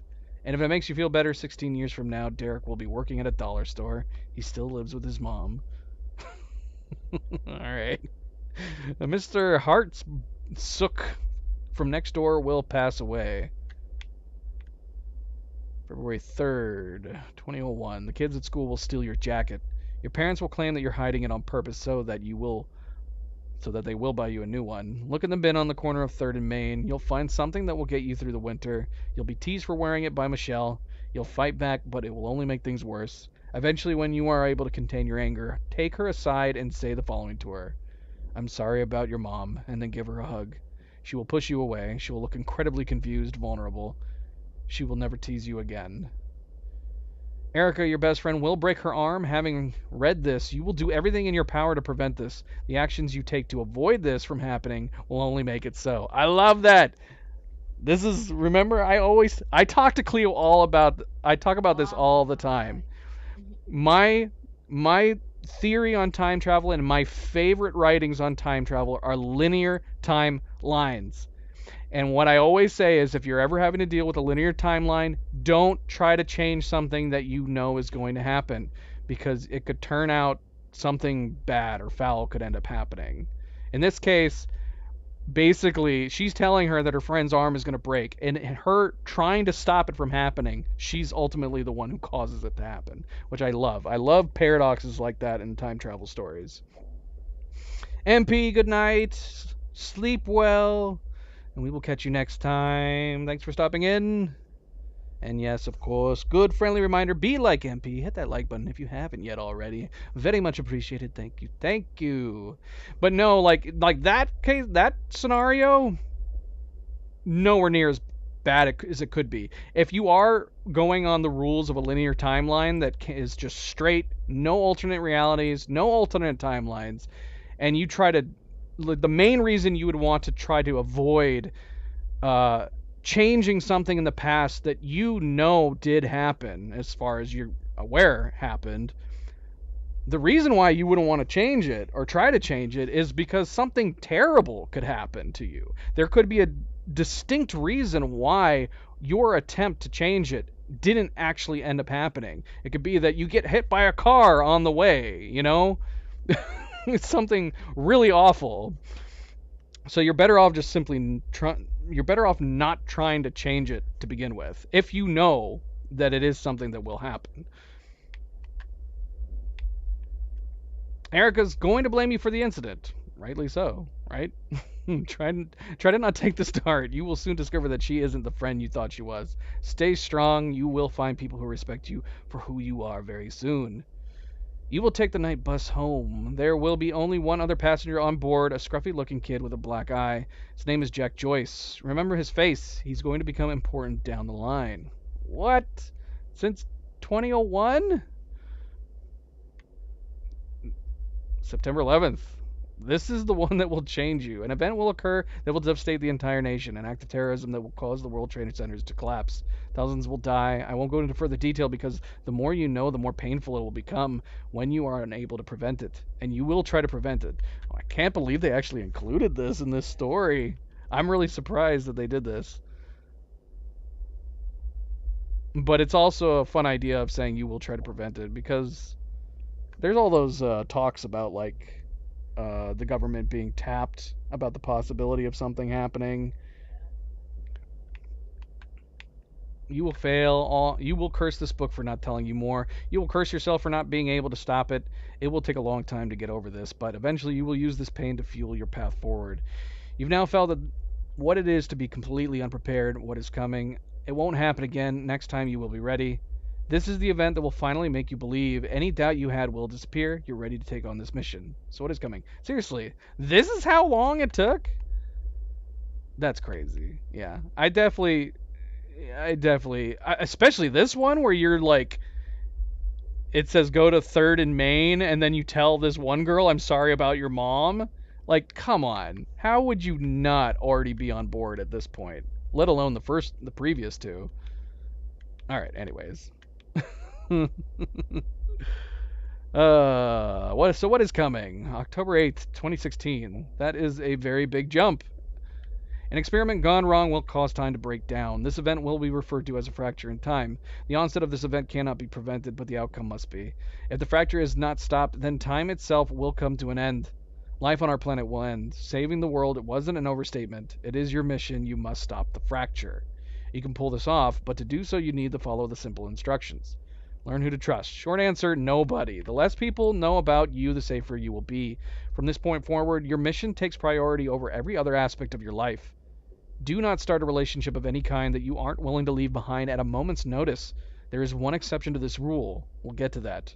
Know your enemy, Monarch Solutions. They will try to prevent you from achieving your goal. Learn everything you can about them. You will know the best way to achieve this when the time is right. Monarch is run by a man named Paul Serene. You must never be seen by Paul Serene. All right, yeah, that's good. That filled in that little plot hole. If he discovers you, then he will risk failing your mission. Learn everything you can about him. Remain hidden, but keep in mind that the best place to hide is often in plain sight. Blend in. Change your appearance frequently. Hair color, clothing style, everything. Be cautious about drawing attention to yourself. Learn to blend in. Examine those around you. The way they move, speak, laugh. Copy them. Become your surroundings. Train daily. There are a series of skills that you will need to master to be truly prepared. Hand-to-hand combat, Filipino Kali, and Jeet Kune Do. Weapons training, knives, pistol, shotguns, rifles, wilderness survival, compartmentalization, lip reading, face reading. The list is one that you will build as you go. In time, you will understand what is necessary, what isn't. Don't rush yourself. Start with gymnastics. Study your target, Jack Joyce. He is the one person who can help you in your mission. He is the exception to rule number 1. You can trust him. Learn what you can about Jack. Study him from afar, but do not approach him directly. You aren't the only one watching him. Well, she saw him when he was young, right? Did she not see him again until we ran into her at the school? Because she was like, yeah, it's you, it's Jack. I don't know. On October 9th, 2016, you will rescue Jack Joyce. From there, the next steps will reveal themselves. Be patient with him. He's stubborn, reckless, naive, but you can't do this without him, and he has moments. He's much smarter than he seems at first. Don't mistake grief for stupidity. Study your objective, the countermeasure. This is the device that was built to stop the fracture in time. This is your objective. Find the countermeasure and use it to stop the fracture. Achieve this and the world will be saved. The device was built by Jack's brother, Dr. William Joyce. Any attempt to contact William or find the countermeasure before the onset of the fracture will be in vain. Wait, Jack will show you the way. Retrieving the countermeasure will not be a simple task. It will involve great hardship and sacrifice. When the time comes, you will be ready for this. When you first read this, it won't make much sense to you. Over time, you will believe every word, but you will feel underprepared. You will wish that I had told you everything. I promise you what is written here is everything you need in order to get you where you need to be. I know this because I'm already there. Chin up, Toto. You're going to achieve amazing things. Yeah, we made note of the Toto on the drawings. We did see the drawing happen in one of the time changing. I never did go back to see if we could see it better.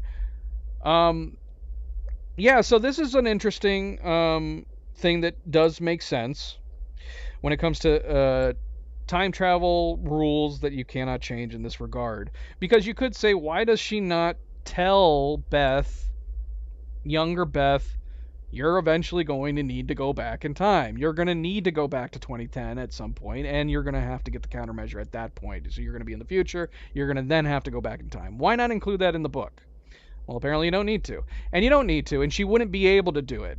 If time can't be changed, then whatever's written here in this book is going to be what's written in this book. Even if she thought to herself that it could be useful to give her this information, it was never in the book, so she wouldn't write it.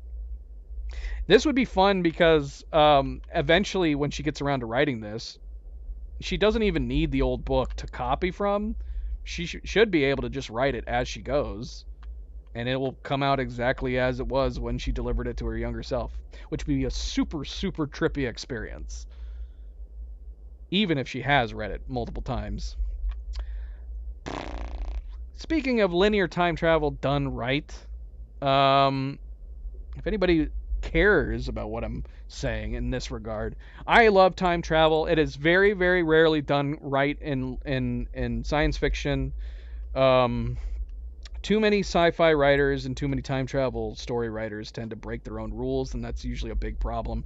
Some of the best time travel stories include Frequency, and that's because they are able to filter out the plot hole of time travel change, and that he is able to retain all memories of every single time travel change that he causes in that movie. Frequency, totally recommend it.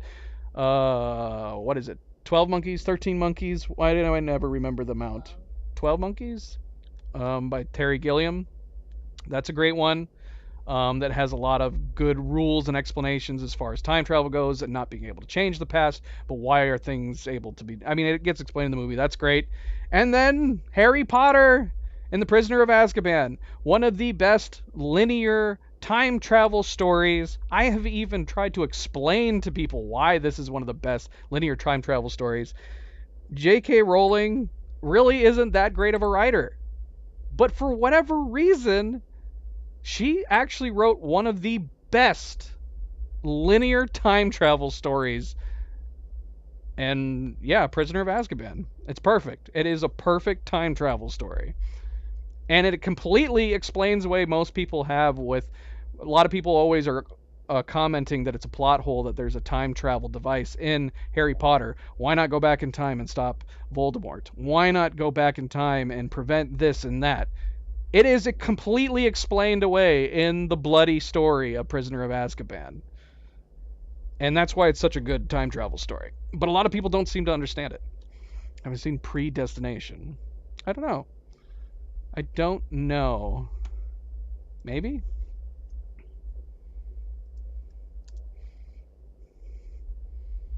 Maybe not. How old is it? 2014. That's interesting. That was 2 years before this game came out. I mean, I could try it. I'm already turned off from the immediate description of it. The movie is set in an alternate universe where space travel in the 1960s was more advanced. I'll check it out. Ethan Hawke. I like Ethan Hawke. I'll put it on my list. It's also got Noah Taylor in it, too.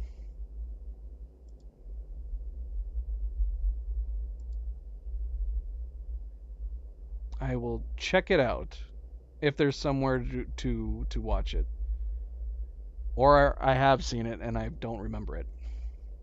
We'll see. We'll see. Dark. Dark is one of those TV shows that had very, very good time travel writing, time travel rules, and I think by the end of it, it completely threw it away.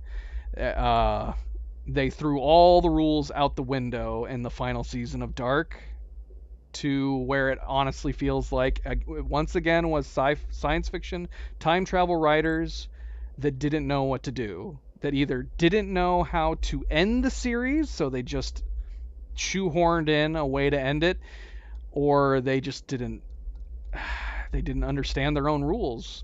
But up until the final season and the very, very end, it had some really absolutely amazing time travel writing. Very, very, very good. The first season especially had such great writing when it comes to time travel and sci-fi.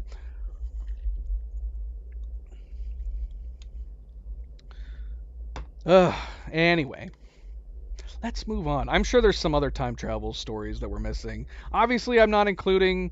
I don't over critique stuff like Back to the Future and Future Man. They're comedies. They have lots of plot holes when it comes to the time travel storytelling aspect, but it doesn't matter. They're just fun fantasy comedies with some sci-fi elements, obviously.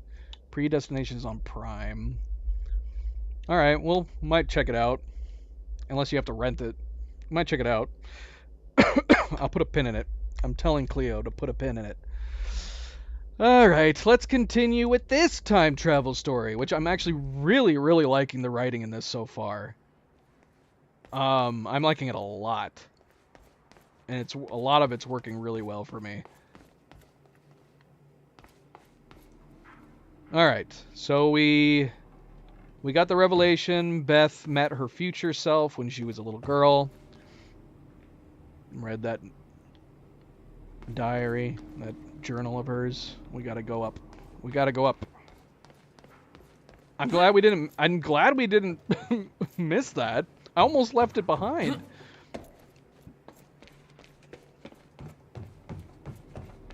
Why the hell would your brother put maintenance controls way up there?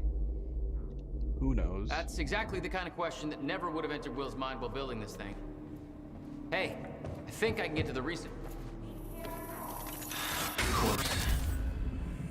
Shit. I'm still getting used to that. Don't expect to.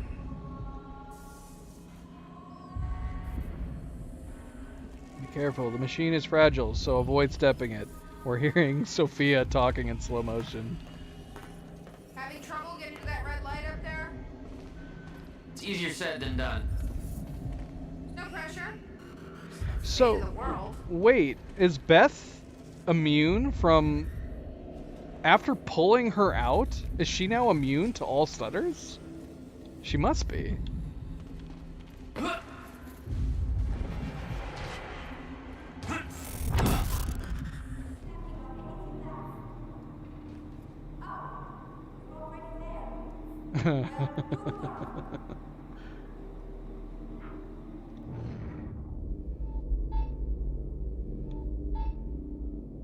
Oh, right here.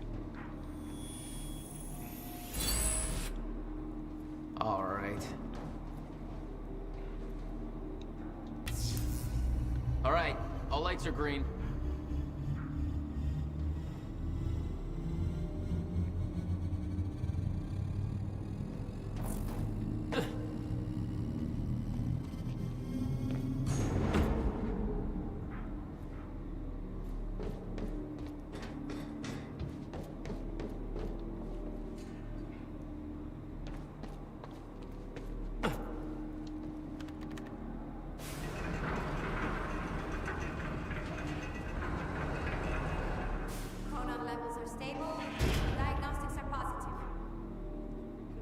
actually work. It's ready. It's actually functional. That fixed it. Come on down. Coming. Okay, we're doing this. I'll set the date into the console.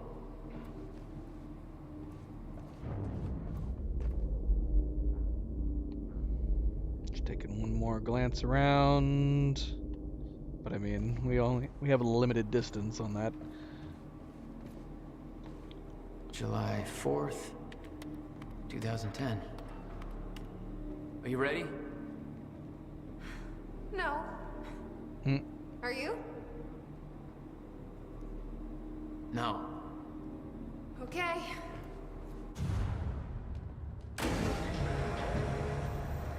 This is it. There's no turning back. Hey, wait!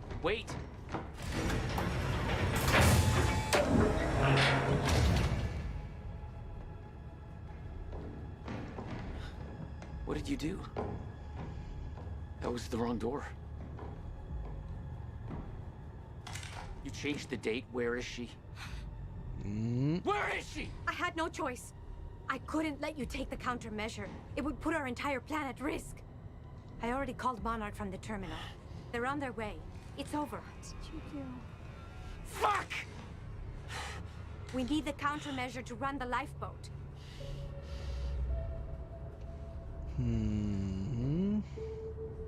Yeah, okay.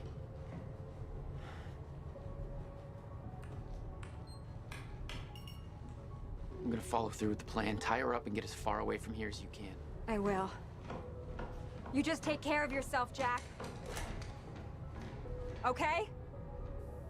Why not help her tie her up before leaving? You know, ensure that she is getting away safely, and then go in. I mean, it's a bloody time machine.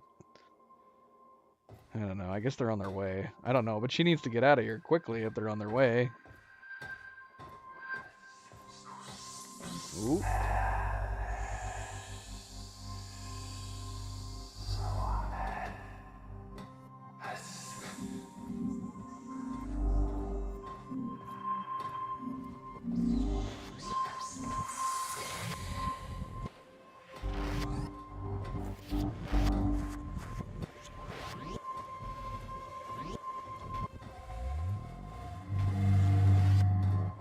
There was Beth.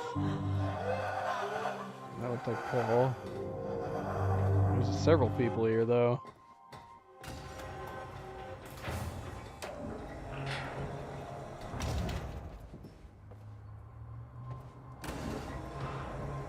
Your first journey back in time, 2010.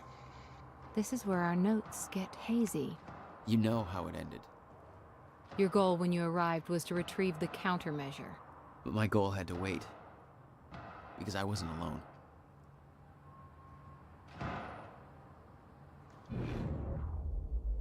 Oh, there's a bunch of things we need to look at.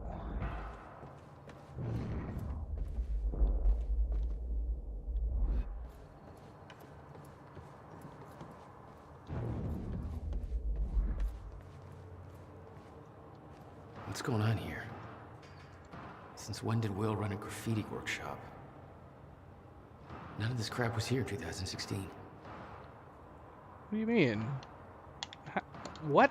Come on. Come on, Jack. You're smarter than this. Or maybe you're not. I don't know.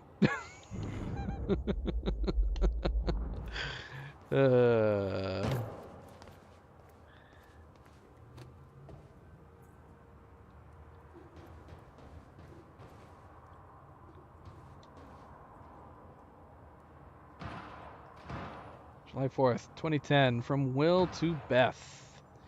Okay, leaving the workshop now. Wait a minute, hold on. Yep, let's go to the bottom first. To Beth from Will, July 4th. It's finished. It's finally finished. Tests are all positive. I have officially constructed a working countermeasure for a fracture in time. I can't prove it, obviously, since there's no fracture to deploy it against, but I believe it will work. It has passed every test I can conceive. There's no reason I can see that it wouldn't. Given your knowledge of the future, I'm guessing you already knew this would be the date I completed my work. This day has been a long time coming. I was beginning to doubt it was possible. I haven't heard from you in almost 2 years now. Please tell me you are still out there. I'm now going to ask you to do something that will sound counterintuitive. Leave the workshop, leave the countermeasure behind, and do not return until tomorrow morning. This was from Beth to Will. As with all of my orders, it is best that I don't go into further detail. Okay, leaving the workshop now. The countermeasure is secured in my safe. I know better than to ask the reasoning behind this request. In 11 years, you've never been wrong, and I don't want to know about the future anyway. But that won't make this easier for me to digest. Can we meet tomorrow? Now that the device is complete, I need to know what the next steps are. And please be careful with the countermeasure. It's tremendously powerful, and sourcing the chronon particles for it alone has taken over a decade. Rebuilding would take me years and years. Is it just me, or is this laptop too advanced? I guess they decided not to create a new laptop model. Hey, Bobby Radford coming at you on 4th of July. And what a fine day it is, too. Things are looking up for Riverport. Don't believe me? Just look at that shiny new Monarch building going up. That's a big deal for this town. Sure, I know there's been complaints. Talking about how Monarch's tearing down this or that, taking over the mom and pop spots, making Riverport more corporate. Some of that's happening. It ain't all good. A huge corporation like that, you know, they're all about power and profit. But I say, hold on there. Put it in perspective. This town's been miserable for a long time. A long time. When our shipbuilding industry took that final nosedive, we hit one hell of a slump. A lot of people I know have been unemployed for years now, and that's hard. But Monarch's here. And they're starting to change that big time. So they ain't perfect. So what? It beats the alternative. I want to be optimistic about this. It ain't wrong to have a little hope for the future. I want to believe that this is capitalism working as intended, you know? The American way, you could say.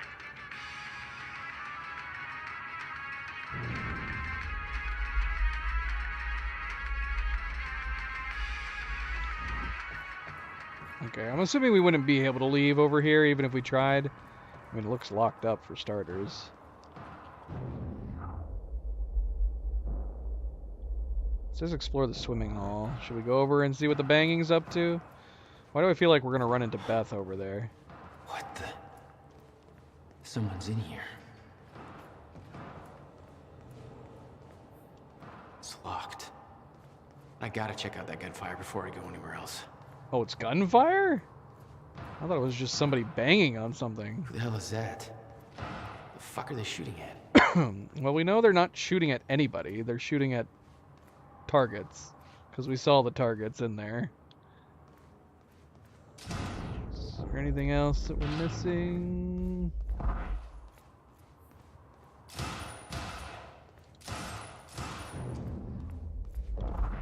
Okay, we got a Cronin point over here.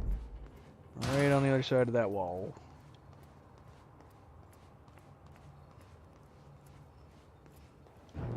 They have been shooting a lot, though. A lot of bullets.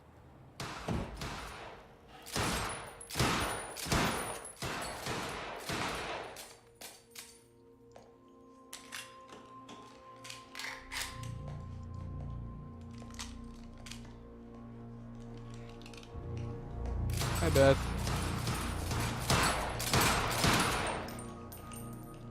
She's crazy. Beth? It's me. Hey, hey, hey, hey. What happened to you?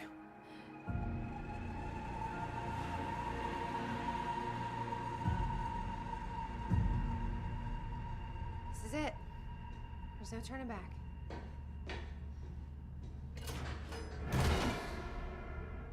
Jack?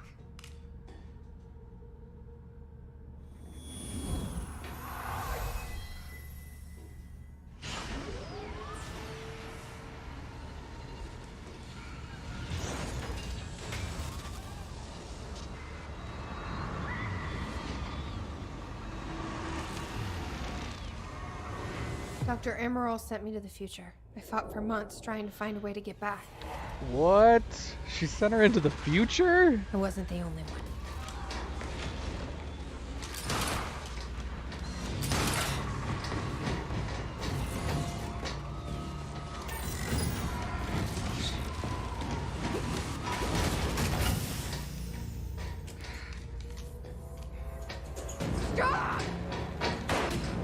I followed him back.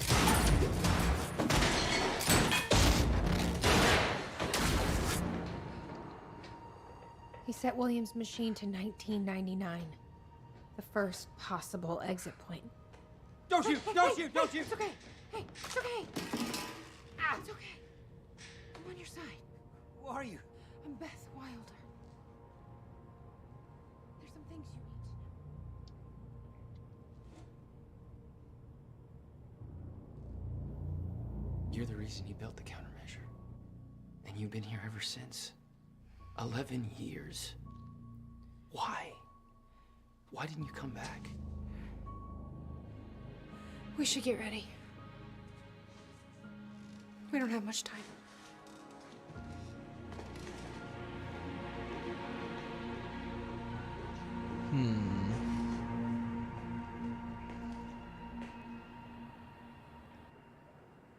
She had changed. And there was a weight in her eyes. She was hiding something. She always was. She's already painted all these at this point.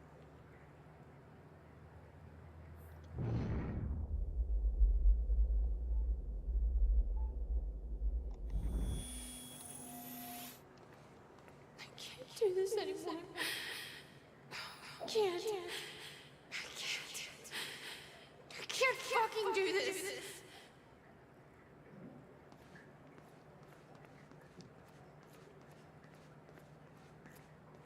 What exactly do you believe changed in Beth? She lost hope. Beth's journal from February 1999. Back in time. Here I am, back in time.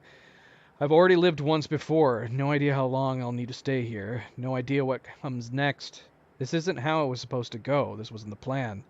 If I'm going to come to terms with that, then I'm going to need to write it all down. There's nobody to tell this to but myself. So hello me again. I don't know though, but she knew she was going to have to go give the one journal to her younger self, right? So even if it wasn't necessarily the immediate plan, she had to have known it was going to happen. This all started back in 2016. Jack and I kidnapped Dr. Amaral. We were supposed to use the time machine to travel back to 2010 and retrieve the countermeasure. I believe Dr. Amaral switched the date at the last moment. I heard Jack calling out, but it was too late. I was already inside. There was nothing to do but keep moving forward, and when I exited the corridor, I arrived in the one place I never thought possible, the end of time. My greatest fear was realized. I'm still trying to grasp what that means. My entire life has been devoted to stopping the fracture. What I saw, was it proof that it couldn't be stopped? I can't believe that. There's a logic to all of this, a meaning. I just haven't found it yet. I'm not ready to write down details of the end of time, not yet. The essential part of the story is that I found a way back. I spent a long time trying to fix William's machine, but somebody beat me to it. He set a course to the earliest time the machine could operate, the first time the core was activated, February 28th, 1999. I followed him through. Yeah, that would be a crazy, unnerving experience for Will. Having them two people just pop out of the machine right after you first got it working. That's when I found William, still alive, much younger than I had ever seen him. I warned him about the fracture. I told him that he was the only one who could create a solution. He begged me not to tell him anything else about the future. He said he couldn't stand living like that, being constantly aware of what will come to pass. His every action just part of a preordained dance. I want to tell him more, but I know how he felt. William agreed to do what must be done. He agreed to build the countermeasure. This whole time, it was me who set him on that path. He says the machine doesn't have the sufficient chronon capacity to return me to the future.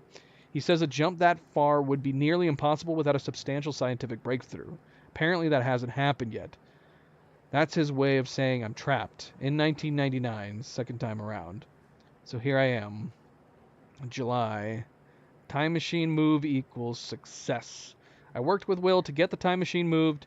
Had to make sure Serene wouldn't be able to use it to his advantage, so we moved it to the one place I knew it would be safe, the Bradbury swimming pool.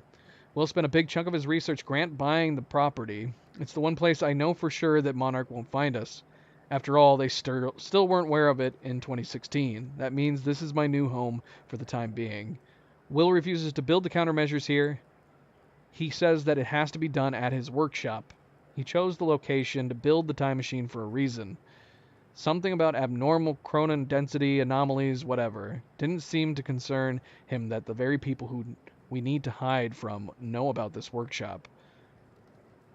Probably doesn't help that he won't let me tell him who those people actually are. Guy's almost as stubborn as his brother. Now that the move is complete and Will is on his way, all I can do is wait. Not liking the idea of that. Keeping busy was the only thing that distracted me from the eerie nature of being trapped here. Guess I should look at the bright side. Second chance at having a killer Y2K party. September 1999. Little me. The most surreal experience. Her eyes looked so full of life. Looking at the clouds. Invulnerable to the world around her. She looked full of life. She looked happy. It was me. I knew the day was coming. I knew that I had to go see her and set her on her mission so that she would do what needed to be done. So that someday she would become, well, me. She was in the backyard, bright red duffel coat, playing. Simple pleasures, it's strange. I remember the small details so differently the first time around. When I was a child, that woman who came to see me seemed like an angel, a limitless source of wisdom gifting me with a purpose. Now I was that woman, trembling, a lump in my stomach, nervous as hell. It didn't matter. I knew she was too young to see those things on my face. I gave her the notebook.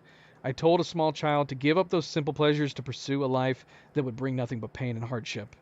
I promised her that it would all be worth it, that she would make a difference, that she would save the world. She believed me. January 2000, epic Y2K party. Ate bagels with cream cheese and watched Buffy reruns in a drained swimming pool. Party on. September 11th. 9/11. I tried to stop it a second time. I warned them, told them exactly what was going to happen. Nothing changed. I came to terms with the fact that none of this could be changed as a child, but since then I've seen things that make me desperate to prove myself wrong, desperate to believe that what I've seen cannot come to pass. I tried to stop the rise of Monarch. I tried to stop Paul Serene, both versions of him. Every action was negated by the force of a timeline that could not be bent or broken. I've tried to stop tragedy as well. Jack's parents, Christmas of 1999. I knew what happened to them.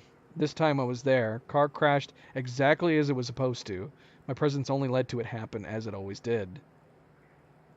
I went to the funeral. I watched Jack cry. I watched Will build up a wall around himself. I watched two brothers change forever in that moment, and I could do nothing about it. And now this. I mean, is this... What is she implying here? Hopefully that she didn't cause the crash. Car crashed exactly as it was supposed to. My presence only led it to happen as it always did. Is she implying that she did it again? Just like when she was trying to stop her friend from breaking her arm? Did she cause the crash? See? Are we coming back to exactly what I was talking about when it comes to linear time travel and trying to change the past? Don't try to do it. Because that's effed up if she tried to go and rescue his parents only for it to turn out she actually caused the crash. You don't want that on your conscience, so just don't try doing it, man. May 2002, Monarch. They spotted me near William's workshop. Barely got out of there alive.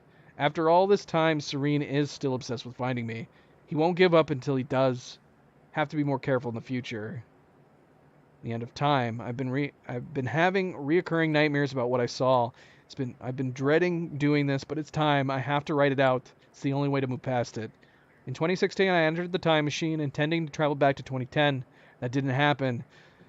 Dr. Amaral changed the date. When I exited the machine, I arrived at the end of time. The fracture had run its course. Time had stopped altogether. The entire world was frozen in one hanging moment. I was the only one still able to function, or so I thought. Then the shifters came. I could still hear them. Their sounds echo through my dreams. The entire world was still, except me. They really don't like movement. I'd stepped out of the machine into the one thing I spent my entire life trying to prevent.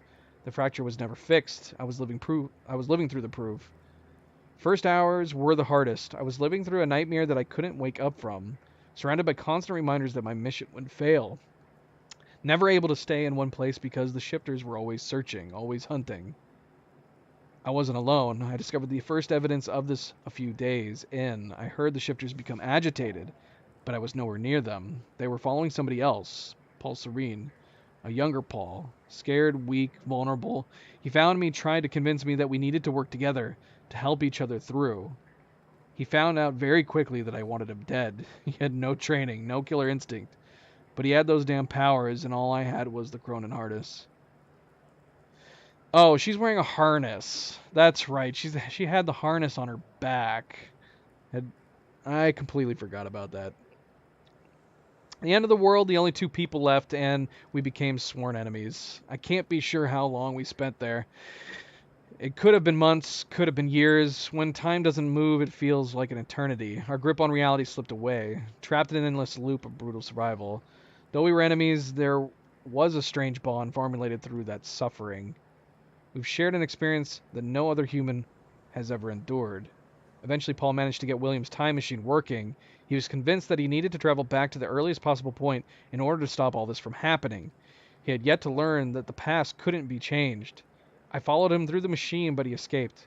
He formed Monarch. He built an empire.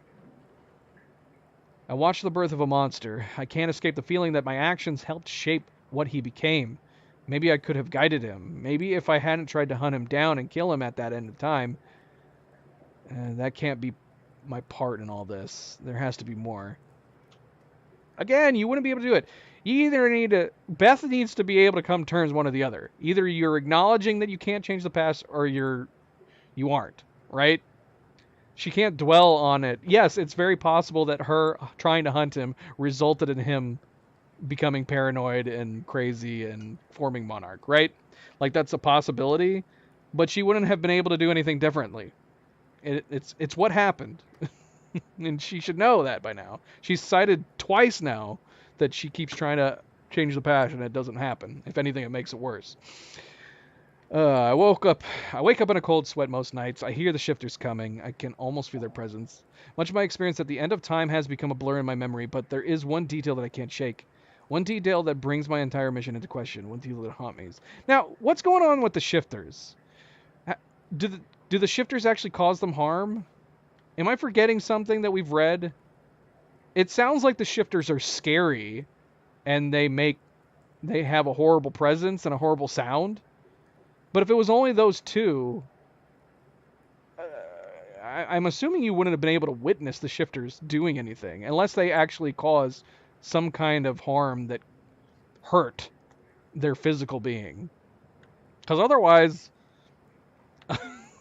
Part of me wants to assume that it's possible the shifters are just people shifting and phasing through time that was possibly trying to talk to them. But then maybe they sound like horrifying monsters instead. February 3rd, 2005. Hobbies. 5 years until the countermeasure will be complete. I spend most of my days training. I don't know what happens once the device is finished, but being prepared is my specialty. I still wonder if Jack will follow a plan, if he'll emerge from that machine in 2010. Best not to think about it. I'm not giving up, but I can't let these thoughts consume me. I need to focus on the present. Focus on what is in front of me. That's the mantra that keeps me going. Just focus on the present.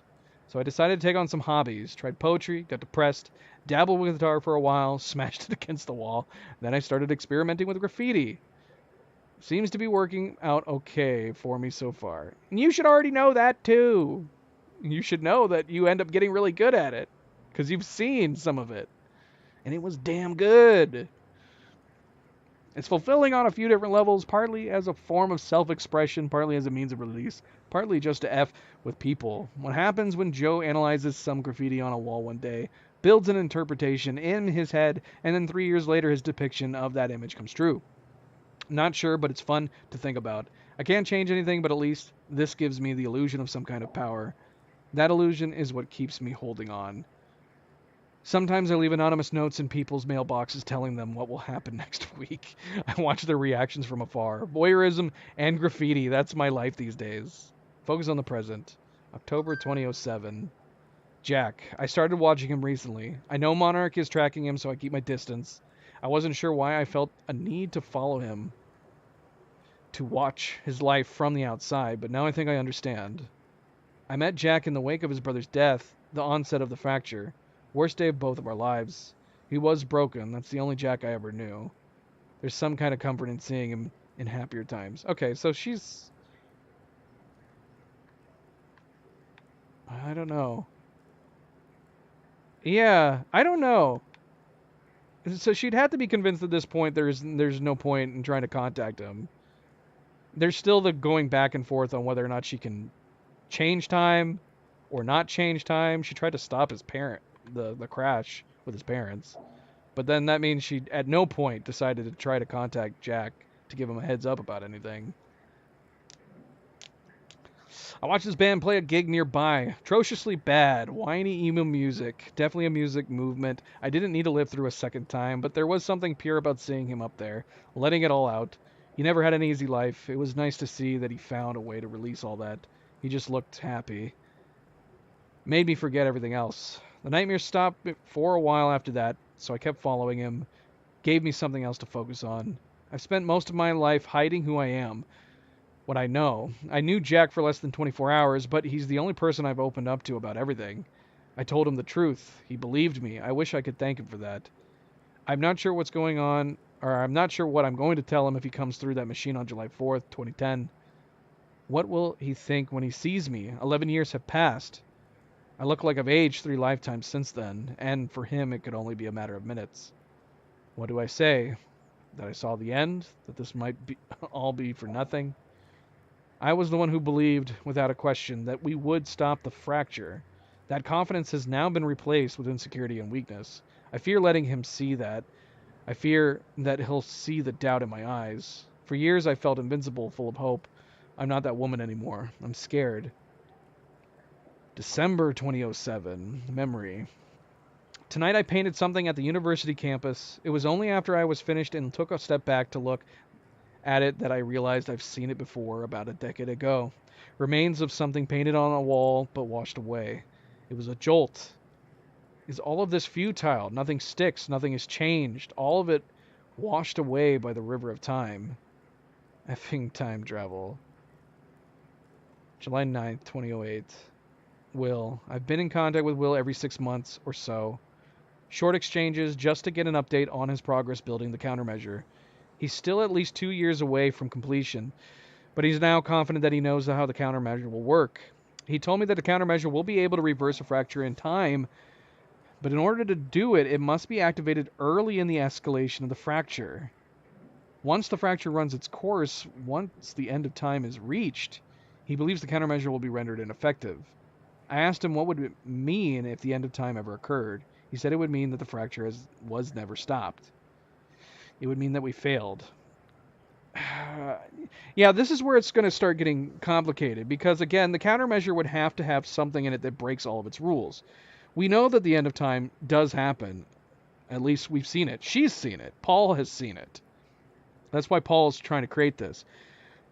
So if they're going to make this countermeasure thing work, it's going to have to be at a point where they've not coincided, where they've not stepped through that area before. It would have to be a place that's new to them in their future selves. But yeah, I don't know what that would mean. Like, would they have to go into the future and release it? Like, right after they left the end of time? Maybe because there is also the issue that if Paul saw the end of time, then the only way that he could possibly think that a lifeboat would work is if he didn't know about it or where it was at the time that he was in the area of the end of time with that current time machine. Because obviously if the lifeboat was in the area that he would have been able to get to, he would have known that it existed. which presumably he didn't when he went back and made the plans for it. July 2008, everything I have done has been for nothing. July 2010, final entry. The day is here. Soon I will receive word that William has completed the countermeasure. I'm sure of it. I've come to accept that this doesn't mean we will succeed. I've come to accept that my mission was a lie. But I'm not giving up. Lie or not, I devoted my life to this cause. It gave me meaning. It's all I've ever known. Even if I've seen the proof that I won't succeed, I'm not giving up. I will dedicate every ounce of courage I have left to seeing this through. I'll retrieve the countermeasure. I'll keep it safe until 2016. I will do everything in my power to activate it when the time comes. I will fail, but I will fail knowing that I did everything in my power to save the world. For years, I hoped that this would be the day when I would see Jack again. I've given up that hope. This mission started with me alone. That's how it will end. This will be my final entry. So yeah, I'm very curious where this is going to end up going, but I feel like the only thing that would make sense to me at this point is if they're able to launch the countermeasure at the end of time, in a place that has not been seen and can't be known about what has or hasn't already happened. If they could launch, if it's possible that the countermeasure can be activated at the end of time where Paul believes all time is going to stop, and then the countermeasure would be able to actually counteract the effects of the time stopping, right? Like, I feel like that's where it would have to need to go. And didn't they say they're using the countermeasure right now to run the lifeboat? So the irony is that they'd have the countermeasure present in the place where they possibly would need it the most. What is this?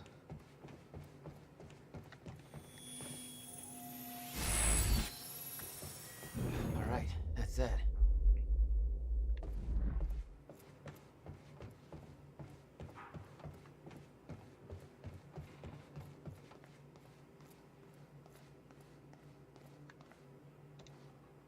Years.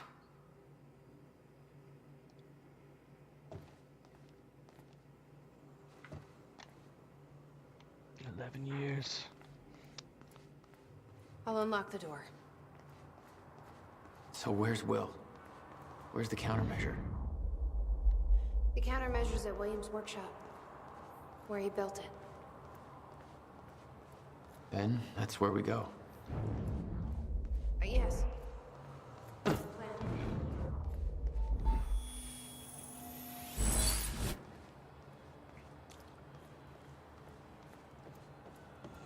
I probably got a lot of points to upgrade with. Just have to unlock this. Do it then. Unlock it.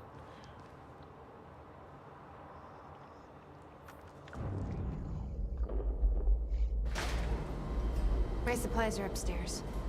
Yeah, We'll need to get and a them. lot of guns. Look at all those There's guns. So much you don't know that you never saw. I gave up on the idea that you would ever come. Why? Why would you give up on the idea? You know the date. Wouldn't it make more sense to give up on that idea after the date had come and gone? Well, at least wait and see. Because you know the date. You know it exactly. My things are in the cafeteria upstairs.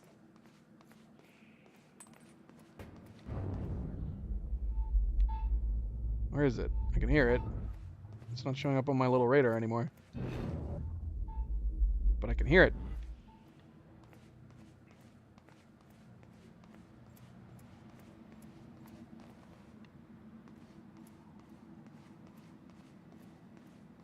I need to know we're still in this together.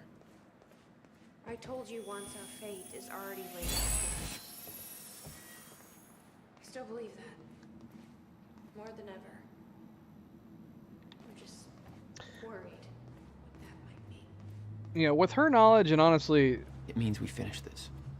And the knowledge that Jack should have from all of the experiences that she's had, that would be my conclusion. My conclusion would be that clearly they don't get the countermeasure to 2016. the fracture happens, but they'd have to hope that there's a possibility they can use the countermeasure to stop the end of time, at the very least. But I don't know, I guess if Will thinks the countermeasure can only stop the fracture from happening, but they've already experienced it. Both of them have experienced the fracture already happening.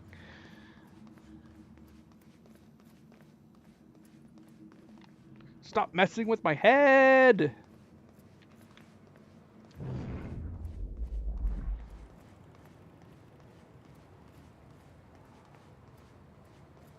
You need gear?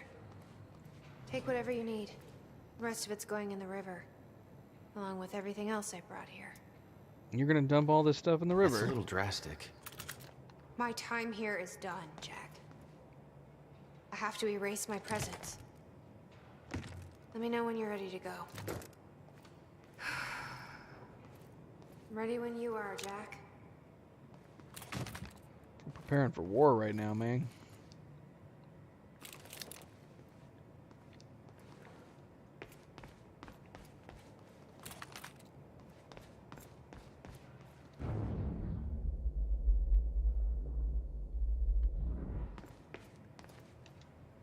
You followed Paul to 1999. Why did he travel so far back? To form Monarch. Prepare for what's coming. You kept tabs on him. And he's kept tabs on me. Alright, werewolves. Good night. Good night. Sleep well.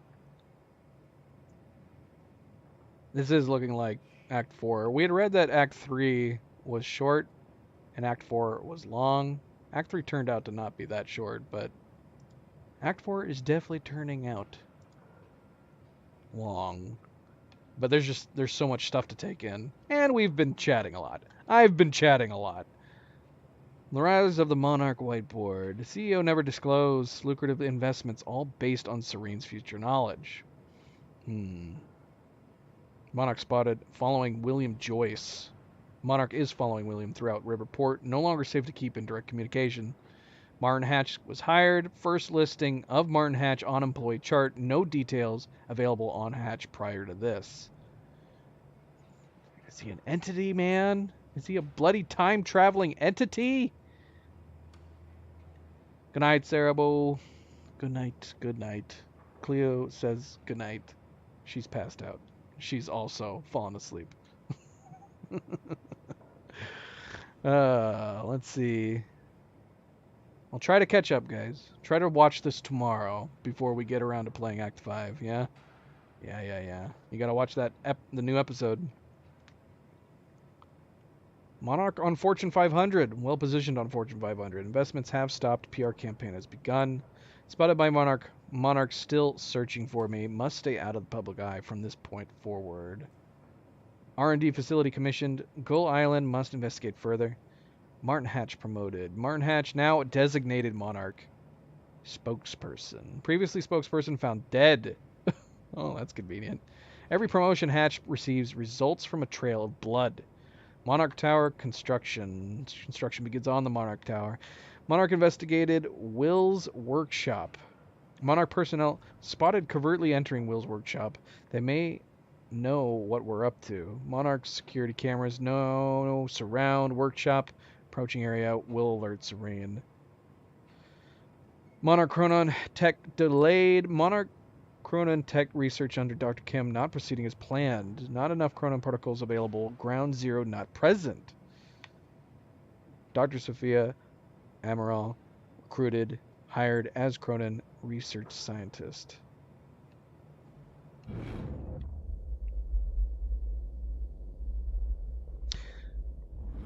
Is this the last intel? Okay. The countermeasures at Will's workshop. We find it, then what? You bring it back here, use the machine, and return to the future. Use it to stop the fracture. That was always the plan.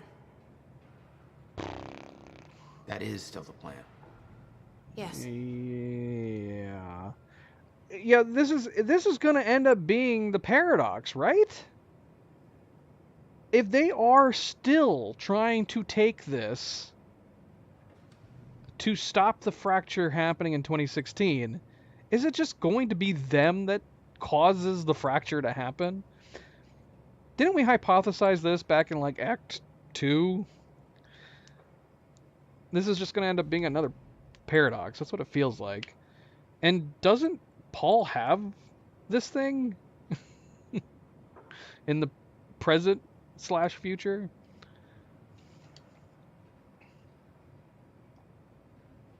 Gosh, we can aim our gun. Arrive after dark, after W has left. Possible Monarch presence. Can I not read this? I can't read this. Break into workshop, retrieve countermeasure in a safe. GZ incident, stay focused. Return to Bradbury. Time travel to November 2016. After original departure. Meet up with Jack. Use countermeasure to fix fracture. How does it work? Make Amaral help? Yeah, I don't know about any of that.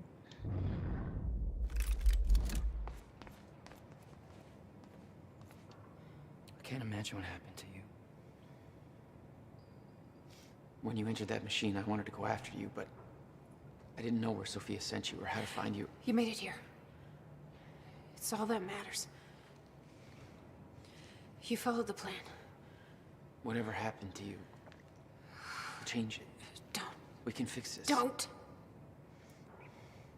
We can undo this. You still don't get it. It can't be changed. No matter what we do, the pieces fall in all of the exact same places. I've tried. Over and over. I can't just sit back and do nothing. You have to let go. Jack. You have to let go. I've seen it. The end of time. That is where she sent me. I was there.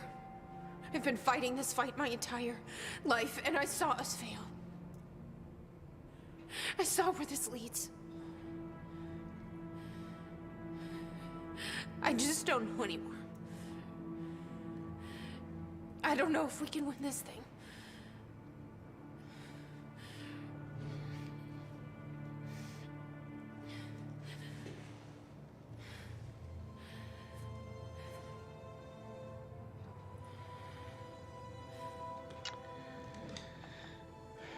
Yeah, you'd have to hope that the countermeasure does something that you can't.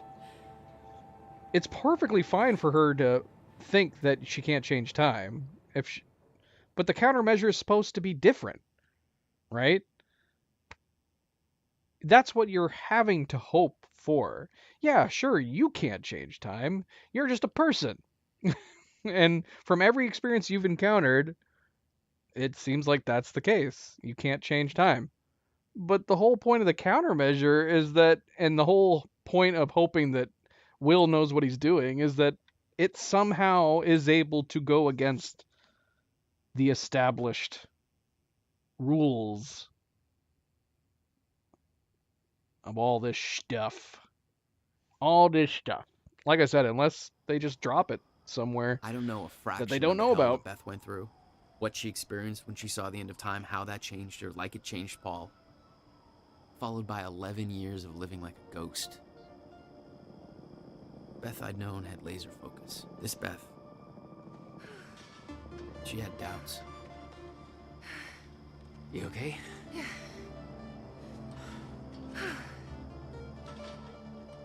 But the countermeasure, the one thing that could set things right, was waiting for us at Will's workshop. There it is.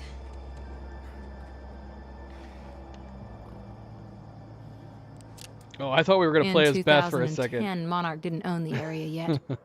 That came shortly after because of what happened with you. But we knew William was building something new in his workshop, and we knew it must be important. We were monitoring the place. Yeah, Beth knew about your presence. She'd done spying on her own. We came over the rooftops to avoid detection. There's a guy that's passed out up here. It's this way. We got combat stuff in the area. Why was this highlighted? Am I crazy? Or is it just telling me I needed to walk over here for a second? This way, Jack. Should we look at our power-ups? We've got 10 points. We got a lot of points.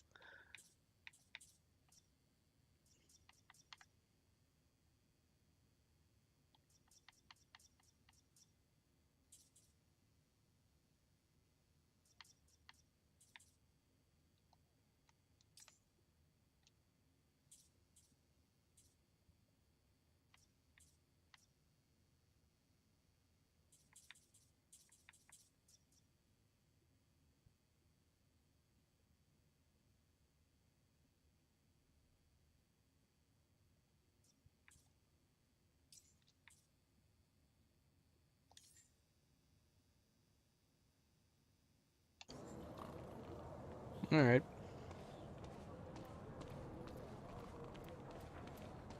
Does Will know we're coming? No, he doesn't.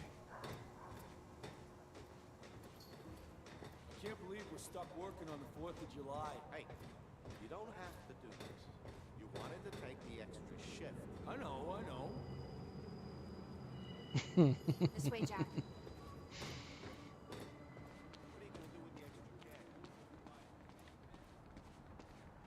And I had some coworkers that used to be like that. I can't believe I'm having to work this shift that I volunteered to work. What is this? What is this? I want to press it. Listen to that party. Who the hell turned out the... Whoops. Oh shoot. Sorry. I think we did a ripple thing. I completely forgot about those. I completely forgot about those. We have to have missed a few of those.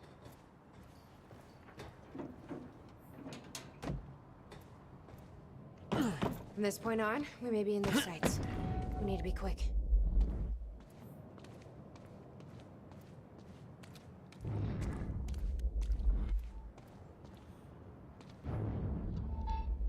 Grab it. Come on, this way.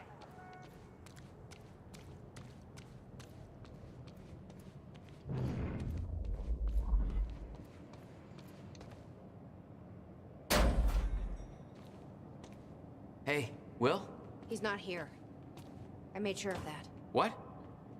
Why? He's the only one that knows how to use the countermeasure. Which is why he needs to be kept safe.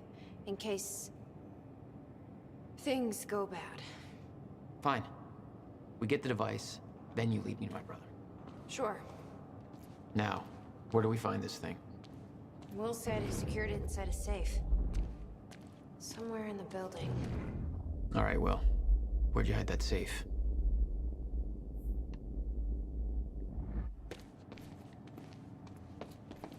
You'd been there before. Witnessed flashes through time.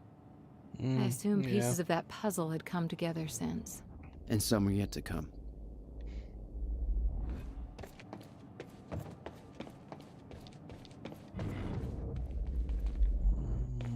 Let's check out this stuff first.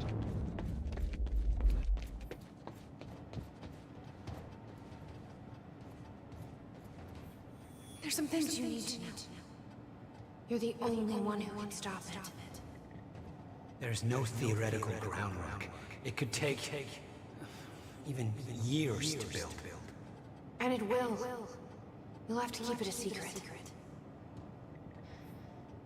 Even from the ones you love. It's the only way to keep them safe. You witnessed one, didn't you? An echo. Yep. Yeah. It was you. A long time ago now. Hey, River Boy. I'm pretty sure you folks are having a better time than I am. Old Bobby's still stuck in the studio just a little while longer. Whereas all of you folks are out there enjoying what I hope are spectacular 4th of July parties. So set up some fireworks, eat a little too much, drink until every joke you hear is funny, and spend some time with your loved ones. Appreciate the good things in your life, you know? This country ain't perfect, but it's still pretty damn good, and it's sure as hell worth celebrating. I'm about done here myself. I can't wait to get home, crack open a beer or three, and kick back with the people I love most. We're gonna appreciate that this year is better than last year, and we've all got good things to look forward to. And isn't that what today's really all about? Being safe and free, not having to be afraid, knowing that we've made a future for ourselves, and that it's all gonna be all right. Yeah. Riverport, this is Bobby Radford signing off for tonight. And wishing all of you a happy Independence Day.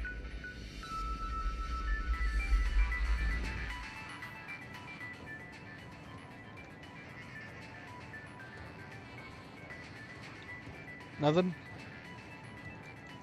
I'm not gonna say anything about this. Okay. Oopsie. Countermeasure designs.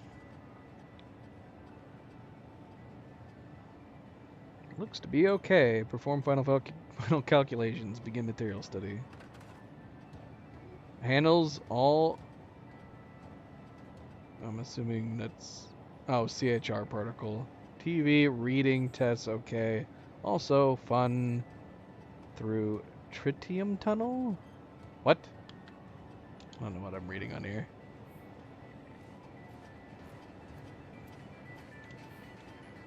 Will's journal. Countermeasure is near completion. I should be celebrating. I should be excited. 11 years of work is coming to an end, but there's a weight on my mind. I can't shake it off. Jack came to see me. He found out that I sold our parents' house to continue funding my research. Understandably, he was furious. After all, the house was left to both of us. He doesn't understand the necessity of what I'm doing here. Talking turned to yelling, yelling turned to pushing. He told me it wasn't mine to sell. He told me they were his parents too. He told me that I was a piece of shit. I was angry. I couldn't contain myself. And then I said it. I don't believe the words came out of my mouth. I still don't believe it. I told him that it was his fault, the car crash. I told him that he was to blame for everything we'd been through. I knew it was the one thing that could truly hurt him, and I used it. I can't justify my actions as a result of months of fatigue, frustration, lack of sleep. It was wrong. I knew it was as soon as I said it. He just stood there devastated for what felt like minutes. I could see a wall building between us. He told me he's leaving this town. He's never coming back. That was 3 days ago. I haven't been able to reach him since. I can't sleep. I can't eat. I can't concentrate. I know the countermeasure will be finished soon, but that victory is a hollow one now. I spent 11 years building a device to save the world. The only thing that kept me going all this time was the fact that there was one person in this world that I needed to protect, no matter what the cost. I just lost him. All of this is definitely far more interesting, you know, knowing the events of the beginning of the game where Will showed up just as the fracture was happening.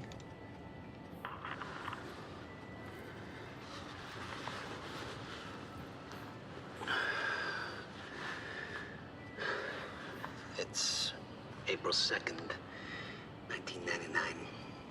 It's been about a month since the incident. Since I was shot by the man from the future. Hell, Beth. Since Wilder. I've moved the machine. Hidden it. I wish I could destroy it, but I made it tell me as little as possible. The more you know about what'll happen, the worse it'll be. We're all puppets. I can think that for as long as I can't tell the difference. I think she understood. Doesn't matter anyway. She told me the fracture is gonna happen because of what I did. Bloody hell. It's... I have to fix it. I have to. I don't know how yet. I have to build a countermeasure of some kind. I know the theoretical mechanism of the field's collapse, but how to stop it, let alone reverse it. It'll take years of research. I have no idea how to do this. How to pay for it? I don't know. Wilder's from the future. And she came to me. I have to assume that I was successful, right? Why else would she come to me?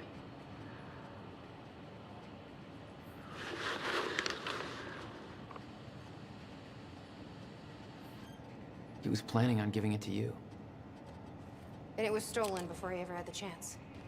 Which means this is the only way it can play out.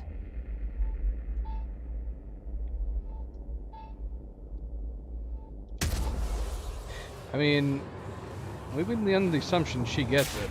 What is she talking about? Is stolen before she gets a chance? Shit. Locked out again. Where was the failsafe switch? Follow the wire. Which one was it? Blue? Or was that the emergency shutdown? Oh, shit. I knew I should have labeled the wiring.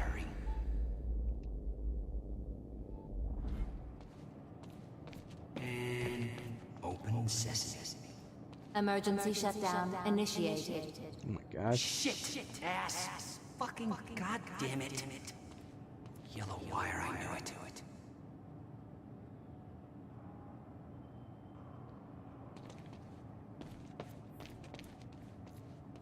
I built a goddamn time machine, but I can't remember to keep a piece of shit door unlocked.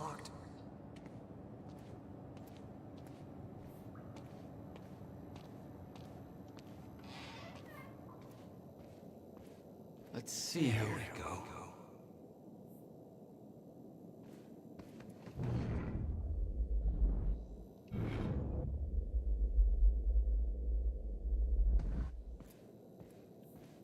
It was all there on the board. The details of his downward spiral. His work consumed him. Became some kind of desperate obsession. He was never the same. Hey, Alan. Welcome back. Happy Wednesday. Let's see here. William's reminder whiteboard. Call Jack on his birthday. Apologize to Jack for not calling on his birthday. June 2nd, don't forget. Don't forget what? Thanksgiving, remember. Pay electricity, get electricity turned back on. Jack's birthday, June 2nd. There's a locked door over here. Maybe the safe is inside. Thanks, Beth. Yeah. Try to find a way in. Meet with the bank loan. Shower first. Shower. Speaking of showering, how many days has it been now with Jack here wearing the exact same clothes? The power setup wasn't working. But it must have worked at some point. Maybe I can rewind time to get this working. The device wasn't there. But it must have been at one time.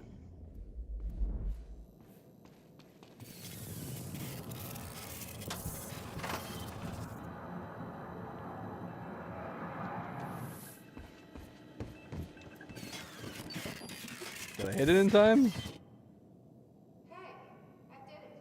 Oh, I did.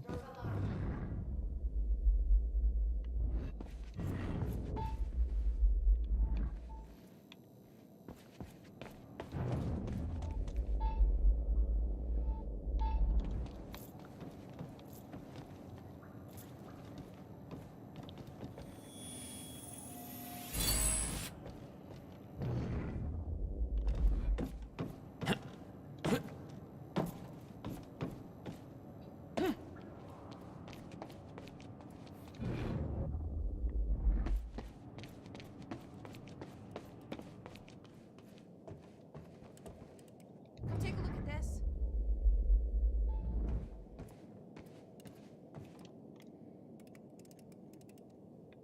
Time machine designs. Over here, Jack.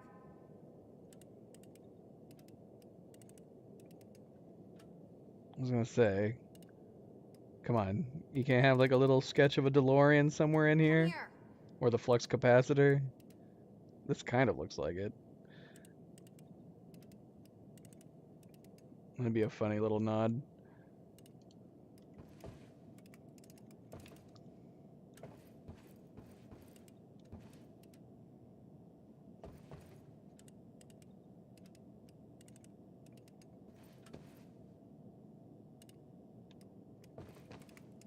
All right, what? What? I see it's the safe. He didn't leave the code. But I can crack it. I just need some time to... Yeah. Somebody's here. It's Monarch. I knew it. I knew they'd find us. I'll take care of it. Just get that safe open, stay inside. Yeah. Okay.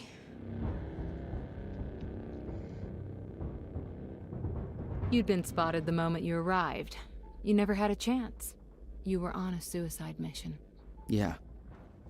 I wasn't gonna lie down and just give up without a fight. Not then, not ever. This is Trojan 1 approaching workshop perimeter. Over. Remember, orders are to take her alive. Monarch Actual's en route. Roger.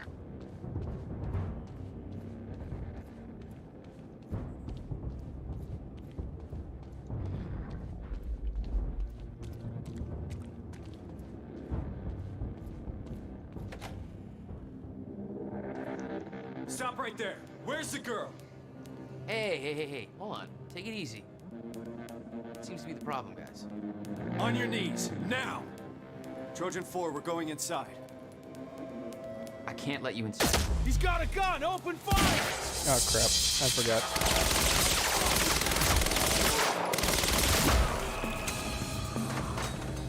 Don't have enough bullets in that gun. Catch this! Get around him! Time to move.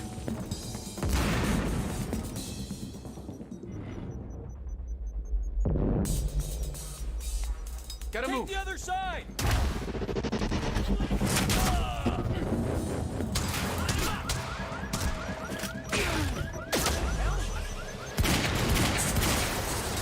Alright, do it again.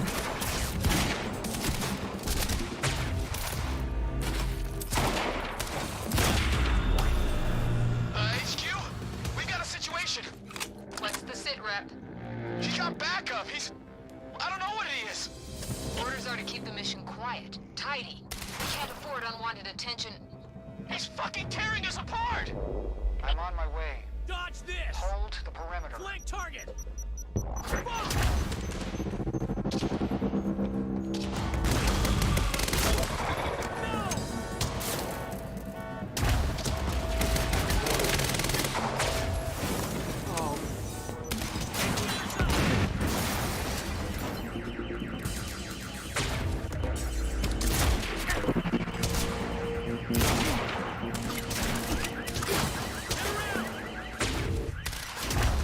That's my cue. Go check it out. No! Another casualty!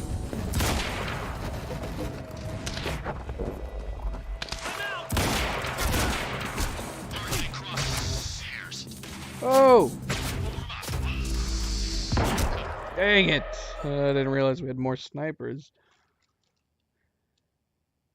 Use objective reminder when lost. When lost?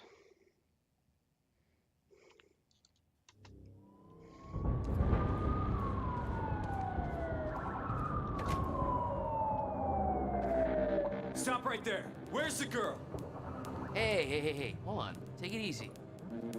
What seems to be the problem, guys? He's got a gun! Open fire! What the fuck was that? Shoot it!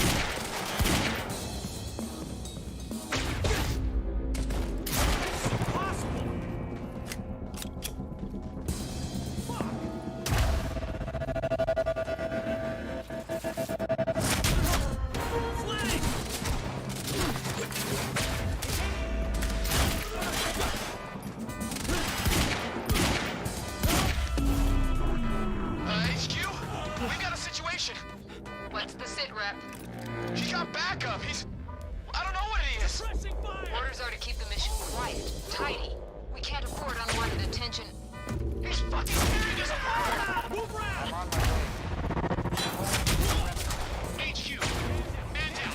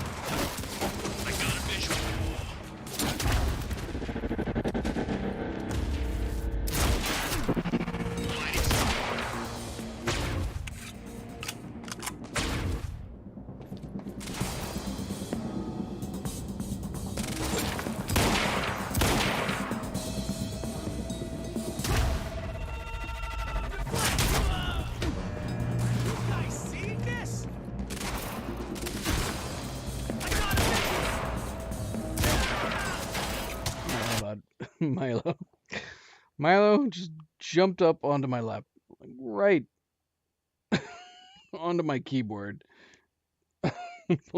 Boy, you can't do that. Can't play. Boy, I'm sorry. Not right now, boy.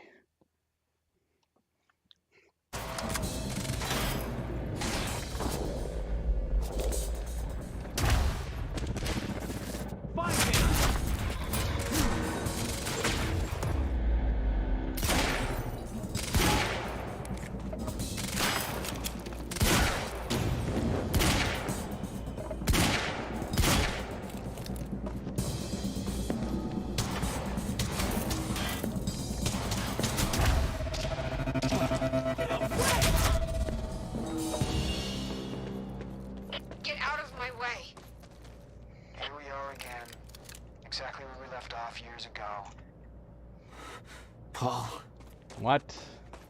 Hand it over. I said, get out of my way. Gotta get back in.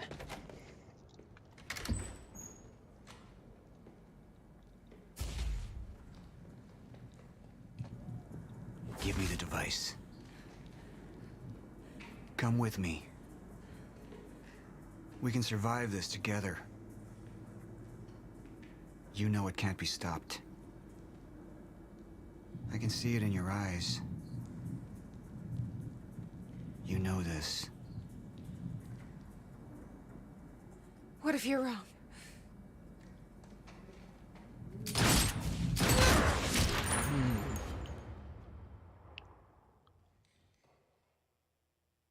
Get it?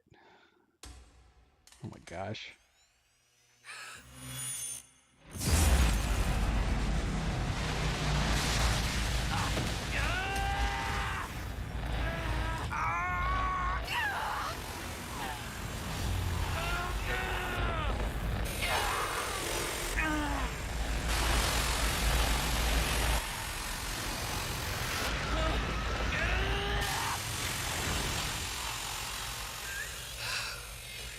We failed. We created Ground Zero.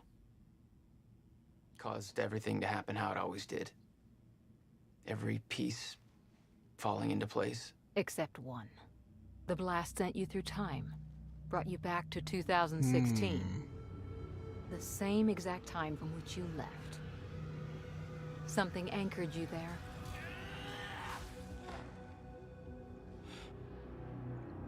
Interesting. We need to know how you did this. You think I wanted to come back? I was pulled away. Everything I came for was still back there.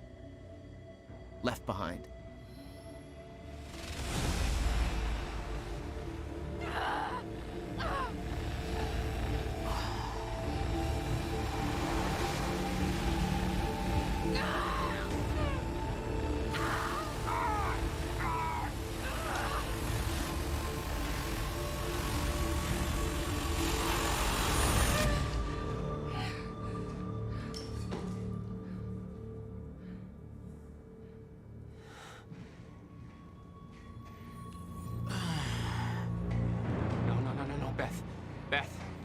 Beth, come on, move. Beth, get up. Beth, come on, get up. Please, Beth. Beth, you need to move, okay? He's just viewing echoes at this point. Get the gun. Come on, come on, come on, Beth, move. If they're still in the past. Please, please. Beth, move! Paul, don't do it. Don't do it. Don't! I'm not wrong. You can't. No! No!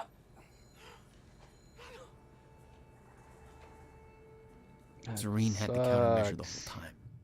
I had to get it back. A rash decision. You claim Beth Wilder's death had no impact on your behavior, but... Like I said, I barely knew her. So, what you did next? It wasn't personal? No.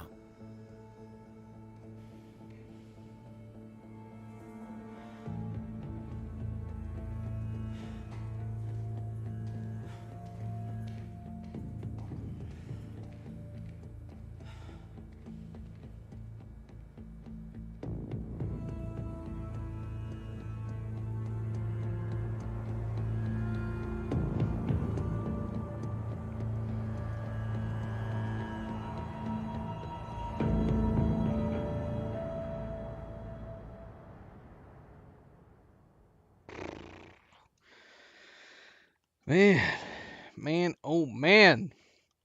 Yeah, that sucks.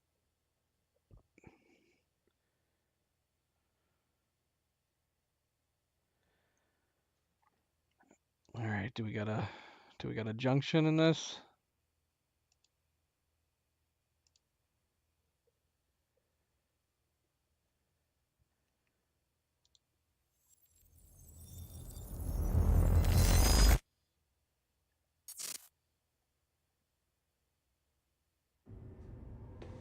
I don't have much time left, I know.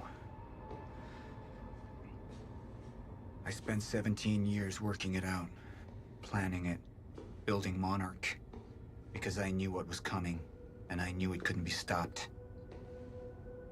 But what I've built has been turned against me. What is the point in saving them if I can't trust them?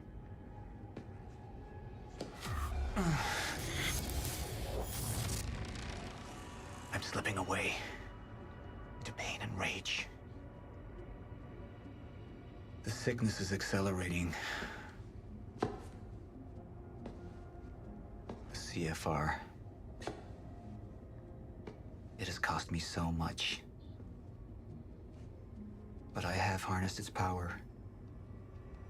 And with it, my plan will work.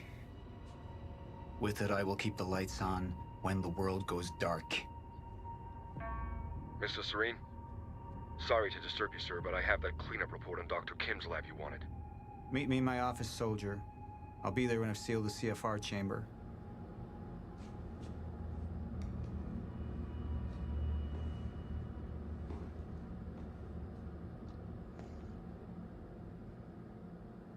The lab explosion. My treatments, all gone. First things first. Seal the chamber.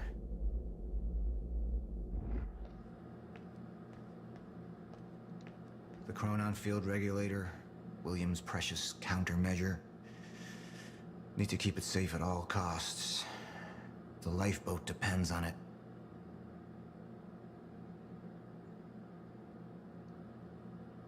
What?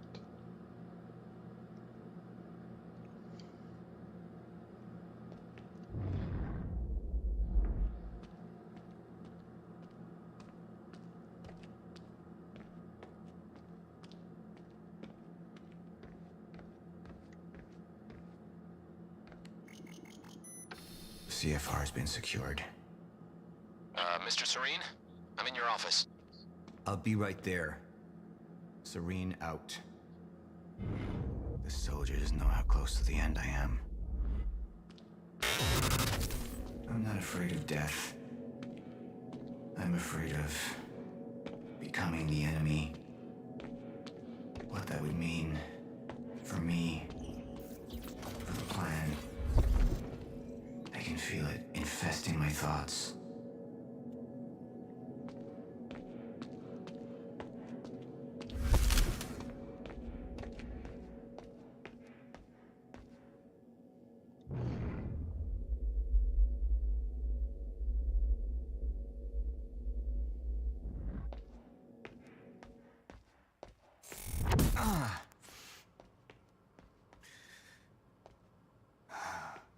I don't know who to trust anymore.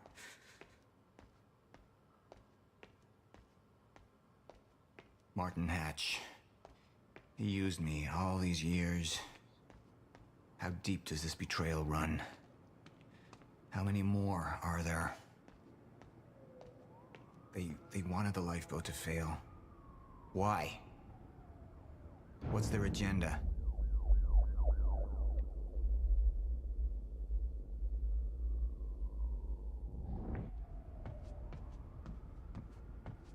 Sir? Be right with you, son.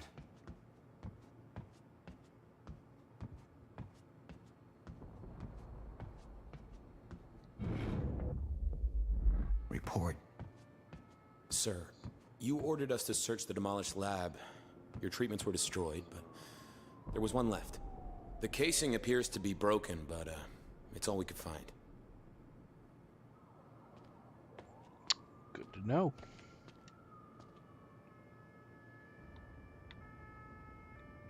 From Clarice to Paul.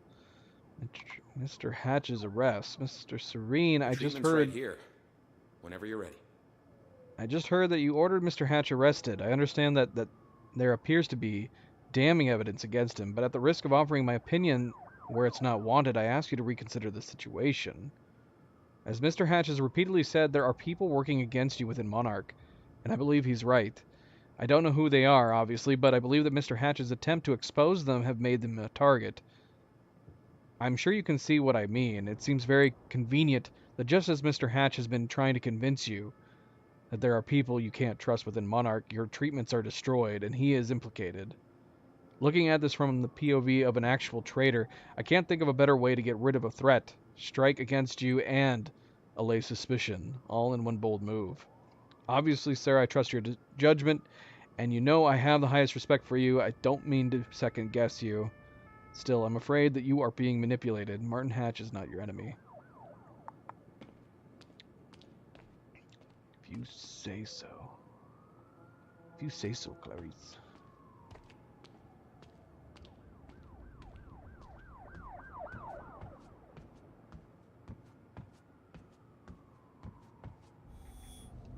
One of my treatments. But it's damaged. Is it safe to use? Sir? I didn't catch that. Or is it a trap? Another betrayal.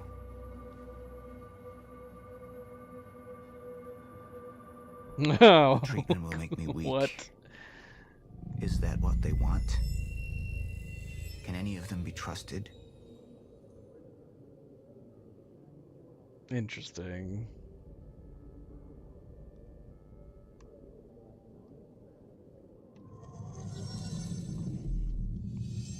I'm not a traitor. You're the same now.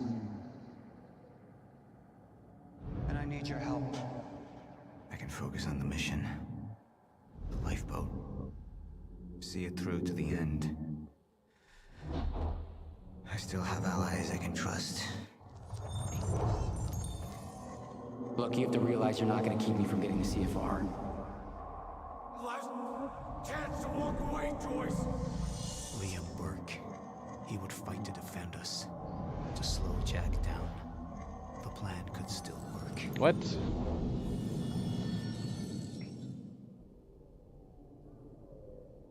You have all betrayed me. Assured my downfall. And now, I will assure yours. My world will be renewed. My world will see balance. Chaos. It's falling apart. They're working against me. They're fighting each other. You'll need to get to Serene's office. He's got direct access to the CFR. Alright? Joyce fixes the fracture. He fixes the world. They'll go home happy. Charlie Wincott.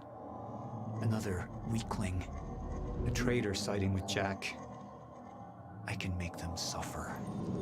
All of them. Oh, what? Serene holds on to his reason in a final effort to see his plan through, or Serene stops fighting his Cronin syndrome. He loses faith in his plan and Monarch.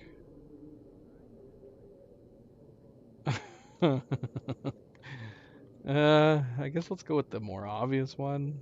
The left one.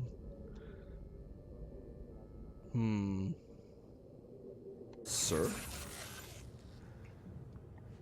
Thank you. I'll be right down. Dismissed. Yes, sir.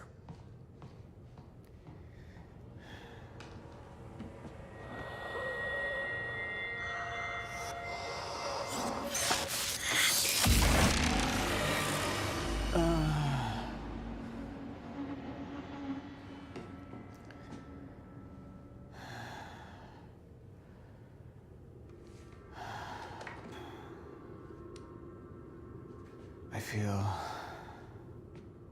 more clear-headed, calmer. But it won't last. I need to work fast while I still can.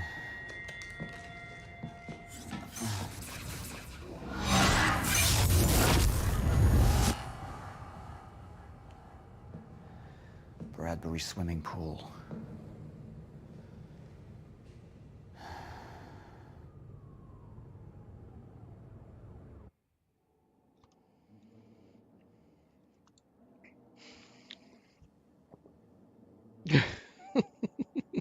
So I think I had 2 or 3 people in my friends list that had started this game, and then up until last chapter, only one had made it that far, and now we've basically confirmed that nobody on my friends list who owns this game got this far into it.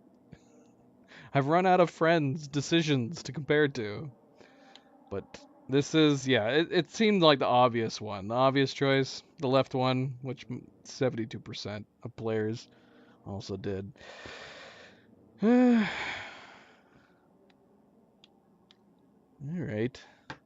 Well, let's see what this episode entails. Paul Serene's become unhinged. What about my treatments? He's triggered a catastrophe. The Joyce field could collapse within 8 hours. He has the chance to fix it, but he's choosing not to. He's choosing to let things end. And this is where we come in. Good evening, Dr. Amaral. You're 5 minutes out, Mr. Hatch. I've come to free you, my friend. It's time for you to rejoin the others, to return to the infinite. What was troubling me is who got them into Kim's lab. She paid a visit minutes before the explosion. Sophia's loyal. If the fracture's happening now, I owe this to her.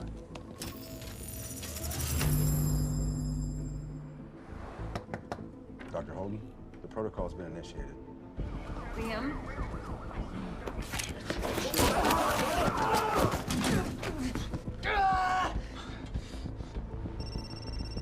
Yeah, so I have some information about Warren Hatch.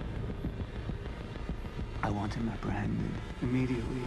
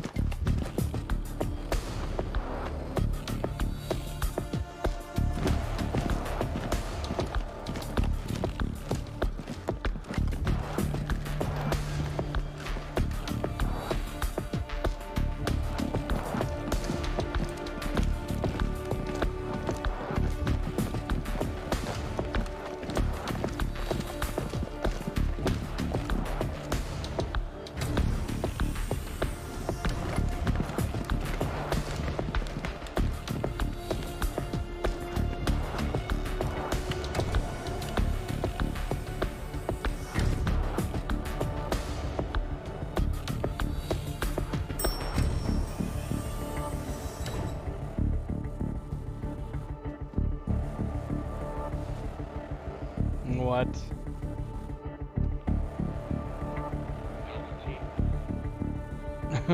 How did he do that? Alpha team. Alpha team, do you copy?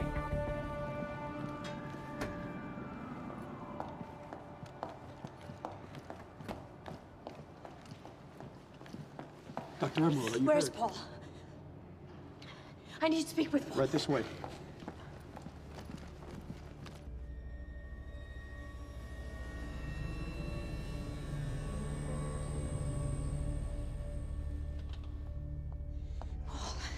Sophia, You initiated it. you were right. It was time. Paul, have you taken your treatments? You can't go on without them. We need to get to the lifeboat. No, you need to come with me. You need to get things started. We need you. Just go. Okay? You just go, I'll be there.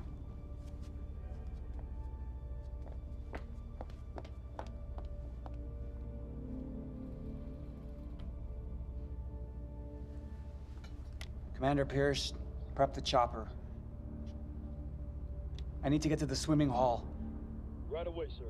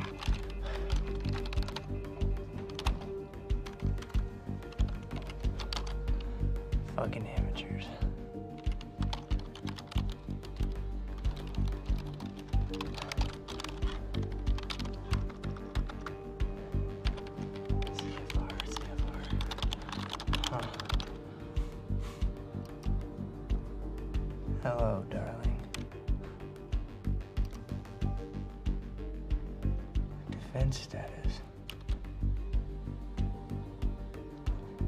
Active.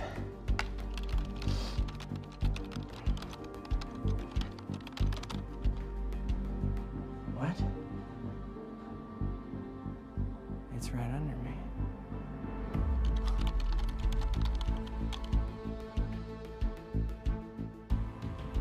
Is he just gonna be just able to add himself in there?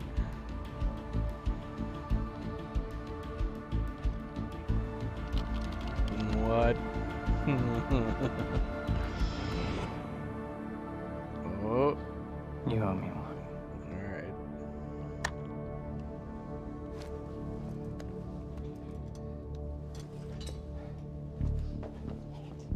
Come on, Fiona. Pick up. Come on. Come on, pick up.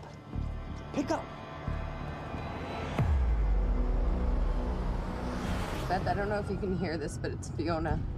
I need your help. Do you copy? She gone, girl. In more ways than one. Beth, it's Fiona. Do you copy?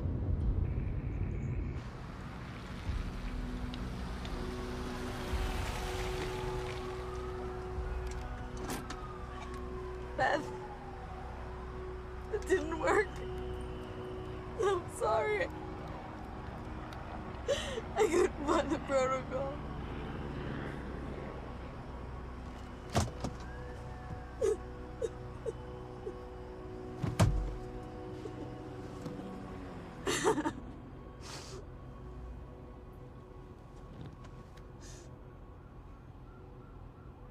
Fiona Miller?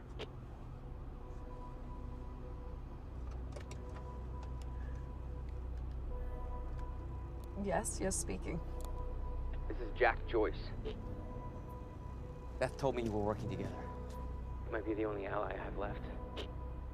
What happened? Serene. There wasn't anything I could do, but Fiona, there is something we can do now. I need to find something Will called the countermeasure. It's 12-sided, small, metallic, like a soccer ball. The CFR. The what? The Chronon Field Regulator. That is the countermeasure. And it can fix the fracture.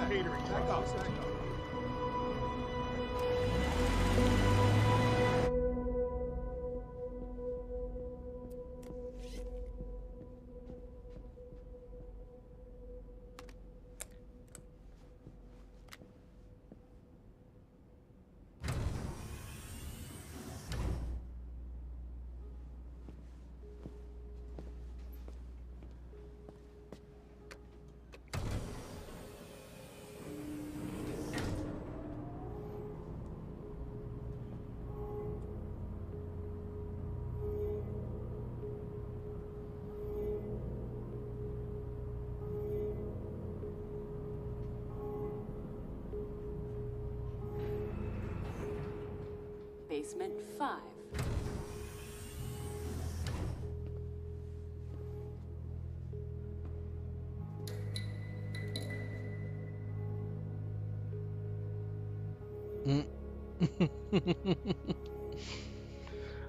What? That's not unnerving or anything.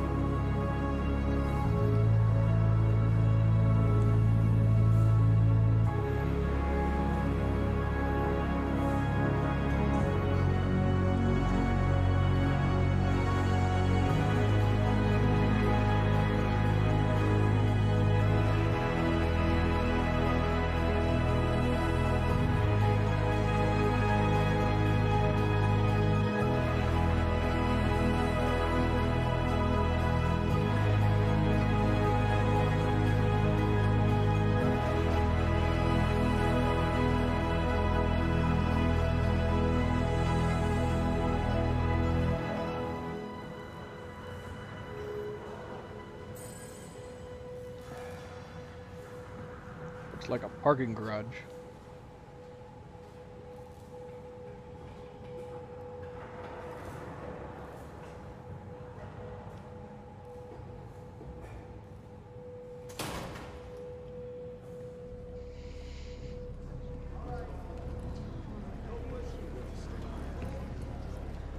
That's weird. That's a coincidence, him showing up right before this big old crowd did.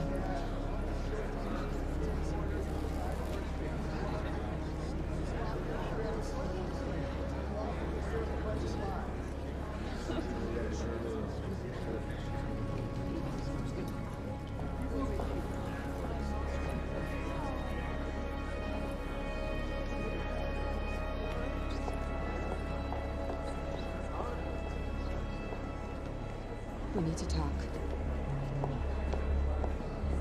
Look, I was wrong, okay?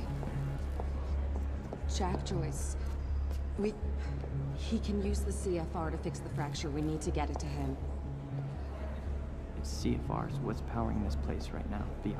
Yeah, but I spoke to him. I spoke to Jack Joyce, and he needs it. Just, if you let Joyce use the CFR, then that means the lifeboat's gone.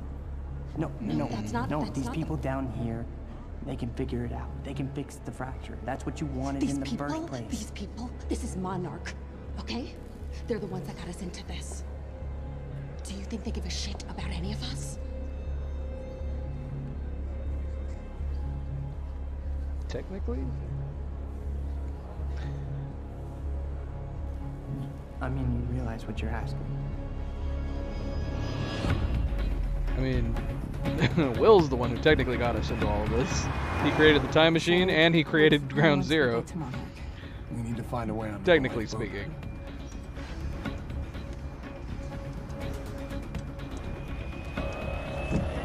Yeah. What are you doing? Make it stop.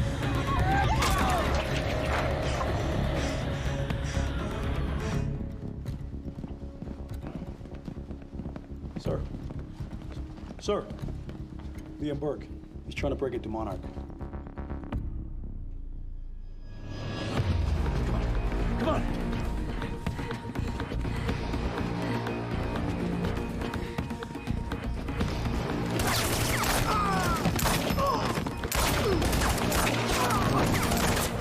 Gosh.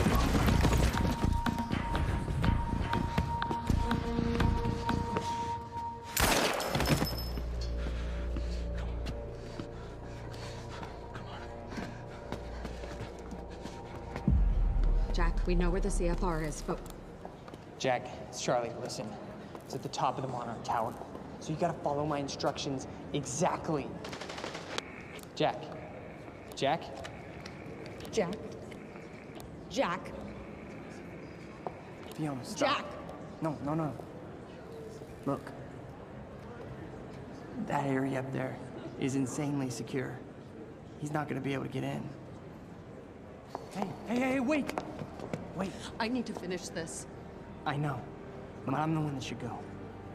The CFR defenses. There's no way he's gonna be able to get past them alone. I'm the only one. I mean, you belong down here. You actually would be useful. I'm dead weight. I'm a glorified locksmith. Why don't you let somebody else be the hero? Okay, tough chick? Everyone needs IT, Charlie. Fuck you.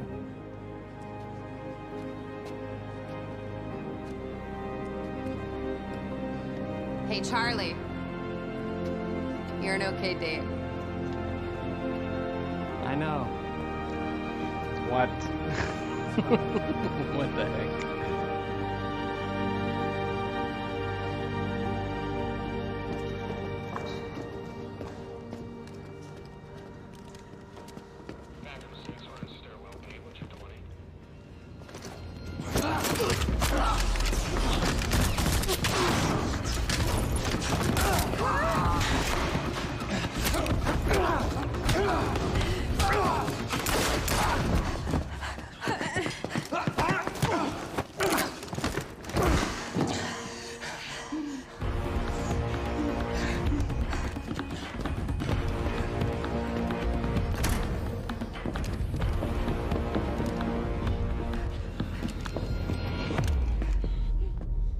you know who I am?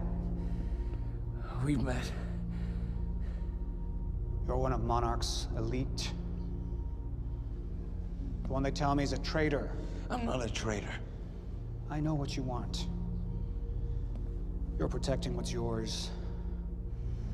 I want to protect what's mine. We're the same now. And I need your help. And you need mine. You're looking for the lifeboat. Isn't that right? And you know what we're facing. I have a team down there. They will fix the fracture. Time will go on. But not if the CFR goes unprotected. CFR? It's our key. It's what makes the lifeboat possible. Powers it. But my enemies want it destroyed. You could keep it safe. And when this is over, your wife, she'll be waiting for you. So I could take her with me. She'll survive. Liam, what is he talking about? I think of what happens if we're down there unprotected. None of us are saved.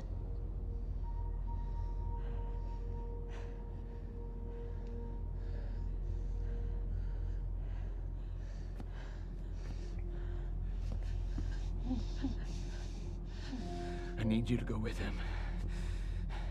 He's gonna take you to the lifeboat. I'll find you when it's over. Go. Emily, go. Go with him.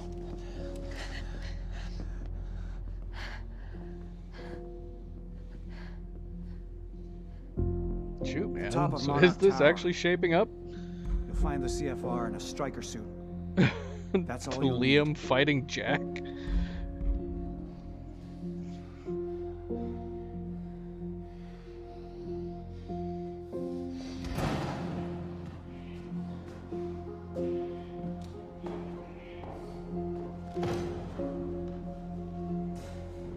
What your husband's doing for you.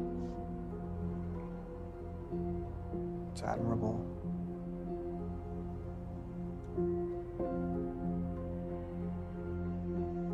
You don't agree? I thought I knew who he was.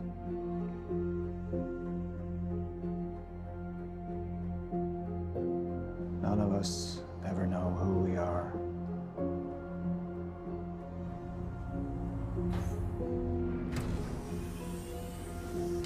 Basement 5.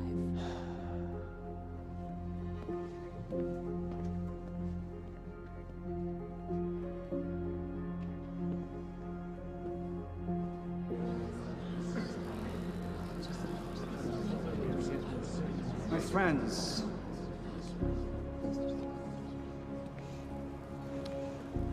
we've changed things. The world, the universe. We're the first beings powerful enough to undo the very fabric that we're part of. And now, we must believe that we are powerful enough to set things straight again.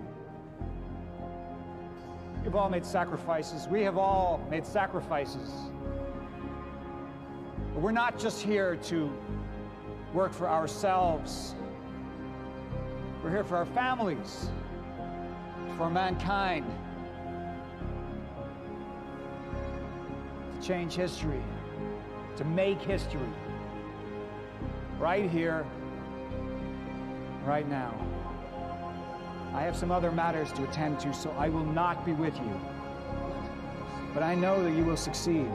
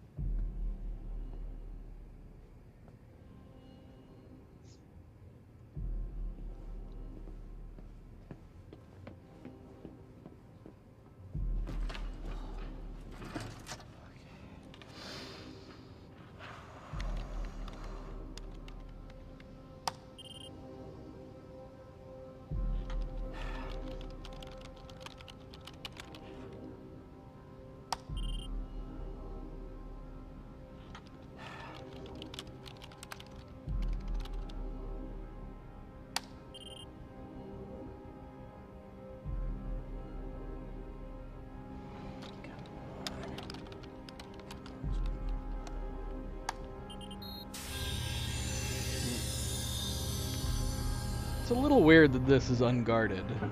This is like the key, the most important thing to the lifeboat. Joyce, CFR defenses are down. It's all you. You're good to go. Step the fuck away from there! I can't, Liam! Get the fuck away! Mark! Get away! Joyce needs it. Joyce? Joyce can fix the fracture, Liam. You need to get the fuck out of here, Charlie. I'm not moving. Get out of here! I'm not moving, so you're gonna have to kill me. Once and for all. You're gonna have to fucking kill me. Because right now, Liam, I'm thinking about more than myself. You don't know what Joyce is gonna do. No, I don't. But I have faith in Fiona. And she believes in Joyce. So I gotta believe too. Think about it. Fix the lifeboat, you save your wife. We fix the fracture, it saves us all. Okay? So go ahead. Go ahead and kill me. It's not gonna make a fucking difference. But if you kill Joyce, then we got... Oh, damn.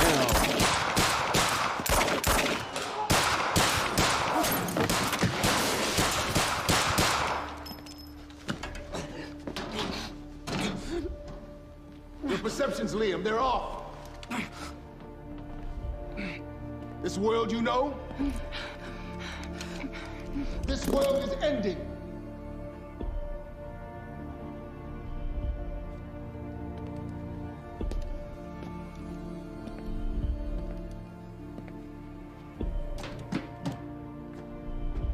But one world's end is merely another's beginning.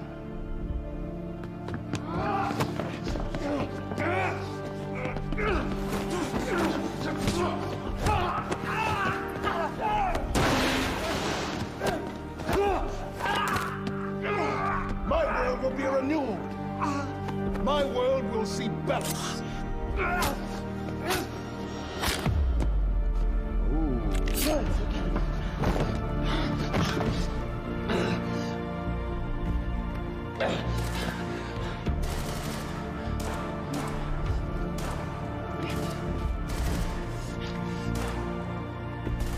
Shoot. What's Liam gonna do here now?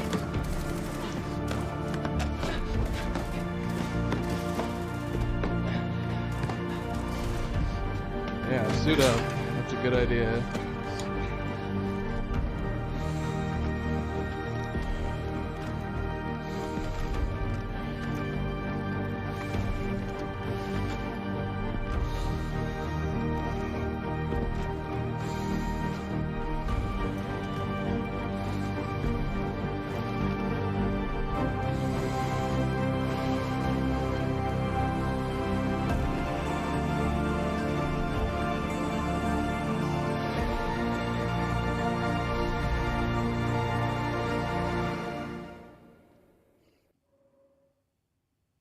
Although, suiting up if Joyce were to come in. If we're playing as Joyce, we just shoot these guys on sight. So, I don't know. Maybe it's not so wise suiting up, right? Right. All right. Wow. Okay, a lot just happened in that episode. I'm very, very curious what's gonna happen here going into episode or Act 5. I mean. So, are there no more episodes? Is that the last episode? I'm still perplexed by that. I don't understand the idea of making a TV show alongside of this game and then not having a final TV episode. I mean, obviously, I'm assuming we'll get some cutscenes in Act 5, but yeah, it seems odd to me that we wouldn't have another episode. But I don't know. I guess we'll see. I guess it wasn't that long. This is actually, this is about on par with the Act 2, I think. Honestly, overall, the acts have all been kind of the same length, even including all the exposition and lore that we've been reading. All the acts have been fairly similar in length, surprisingly. But we're going to have to end it there. One more act to go, and then we're going to have to decide what to do. I kind of want to go back and get the other collectibles, especially since the game offers you a means to do it. To just go back through and collect the ones that you're missing. That's really nice. That was a nice gameplay design choice. But then I'm also super, super curious to experience the alternate choices. We might have to play through again. It wouldn't take as long.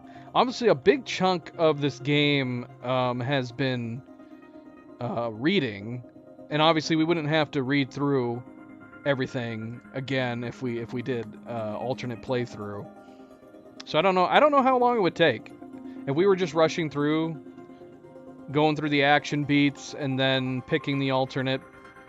Obviously we'd have the alternate episodes would take up some time. I don't know how different they are. Like, are they pretty much the same except for like one thing that would change the outcome? I don't know. But I'm curious. But that is for another time. We still have to finish the main game as we've chosen with our options. That'll be going into Act 5, which we're going to try to do tomorrow. You know, unless more technical issues arise. But that will be the plan. We will be back tomorrow to attempt to finish the game, at least on this particular playthrough. But thank you for tuning in, guys. Thank you for watching. This was a super, super interesting one. Definitely a lot of things learned and a lot of stuff unfolding in this one. Don't forget to hit that like button if you haven't yet already. I very, very much appreciate it. Subscribe if you'd like to be notified of future streams. And if you are watching this at a later time, thank you for taking the time to do so. Until tomorrow, everybody sleep well, be well. Stay chill, stay relaxed. And I hope to see you then. Good night and goodbye.